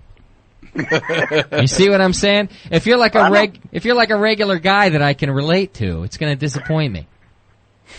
Well, you know, when I come in there, I can be like a normal person but if all of a sudden you start acting up, I will act up. That's what we want. You know? I hear that and we've heard this about you before. You went up to meet John and he reached out his hand to give you a shake and you said, screw that, and you just gave him a big old hug. Big old beer hug. And as you can tell, I'm a big. Did he tell you how big I was? Yeah. He's like 3 times mine. That's why. He's a grizzly dude. That's why he's half Crazy Jack and half Huggy Jack. Yeah, Huggy Jack. It just depends on what kind of mood you're in, I guess. Yeah. So it remains to be seen who we get in the studio next week. Could be Huggy Jack, could be Crazy Jack. We don't know. It's a Christmas show. We don't know. Are you coming in with Beer Pal? Yeah, he told we talked about it at the DAWS meeting and stuff like that. All right, cool. Hey, I'm happy to have you. See how that is? See how that is, chat room? You call us in enough and act crazy, we invite you over. It's just the way it works around here. Well, that's me normally, and I had 2 teeth pulled last Friday. Really? Yep. What? So and you didn't out let of me beer do it? for a couple more days. Yep. Are they your front teeth or what? No. A side teeth and one in the back. Yeah. Which ones? Actually, number 2 and number 29. Oh, dang, you're spreading it out a little bit. Why didn't you go to Doc? He could have helped you out. Yeah. Well, because I doubt I could have saved him. Dr. Graves up here in Vallejo. He's great. Yeah.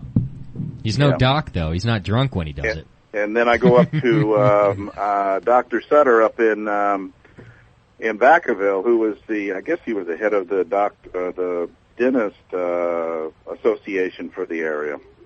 All right. Yeah. There you go. Stories so of I got good people. Stories of the dentist. Well, right here on the tell you Brewing what, Network. show them to me when you come in next week. Oh, that's disgusting. Yeah. Okay. Thanks, Crazy Jack. We'll see you next week. All right. Have a good one. We'll see you, buddy. Bye.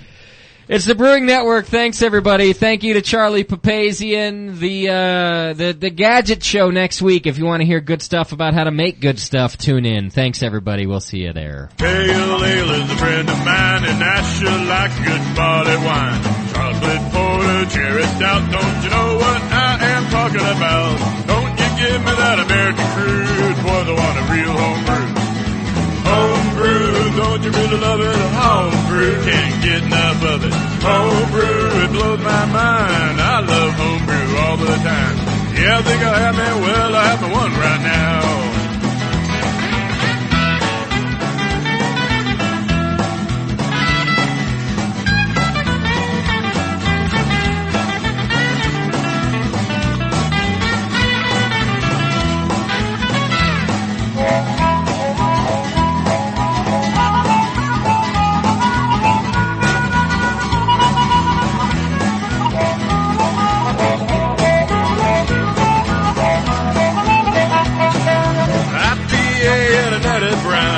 Should know how to get down. Double and triple on my best friend. I think I'll have them all over again. But don't you give me that American crude, boy, I want a real homebrew. Homebrew, don't you really love that homebrew? Can't get enough of it. Homebrew, it blows my mind. I love homebrew all of the time. Yeah, I think I'll have me, well, I'll have me one right now.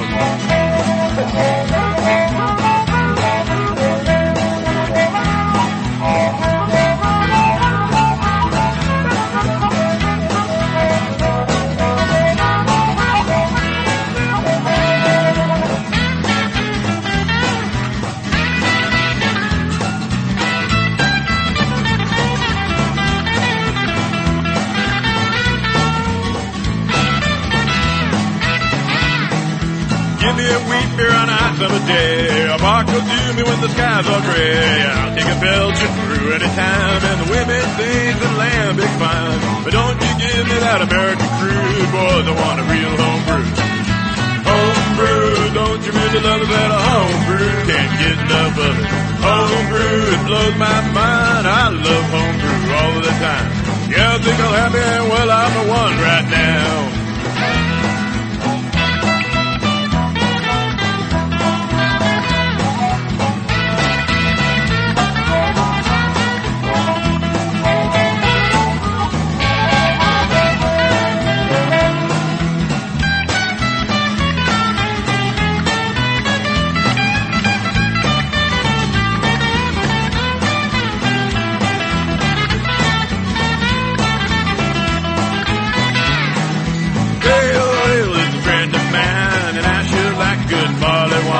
Chocolate porter, cherry stout, yeah, you know what I am talking about.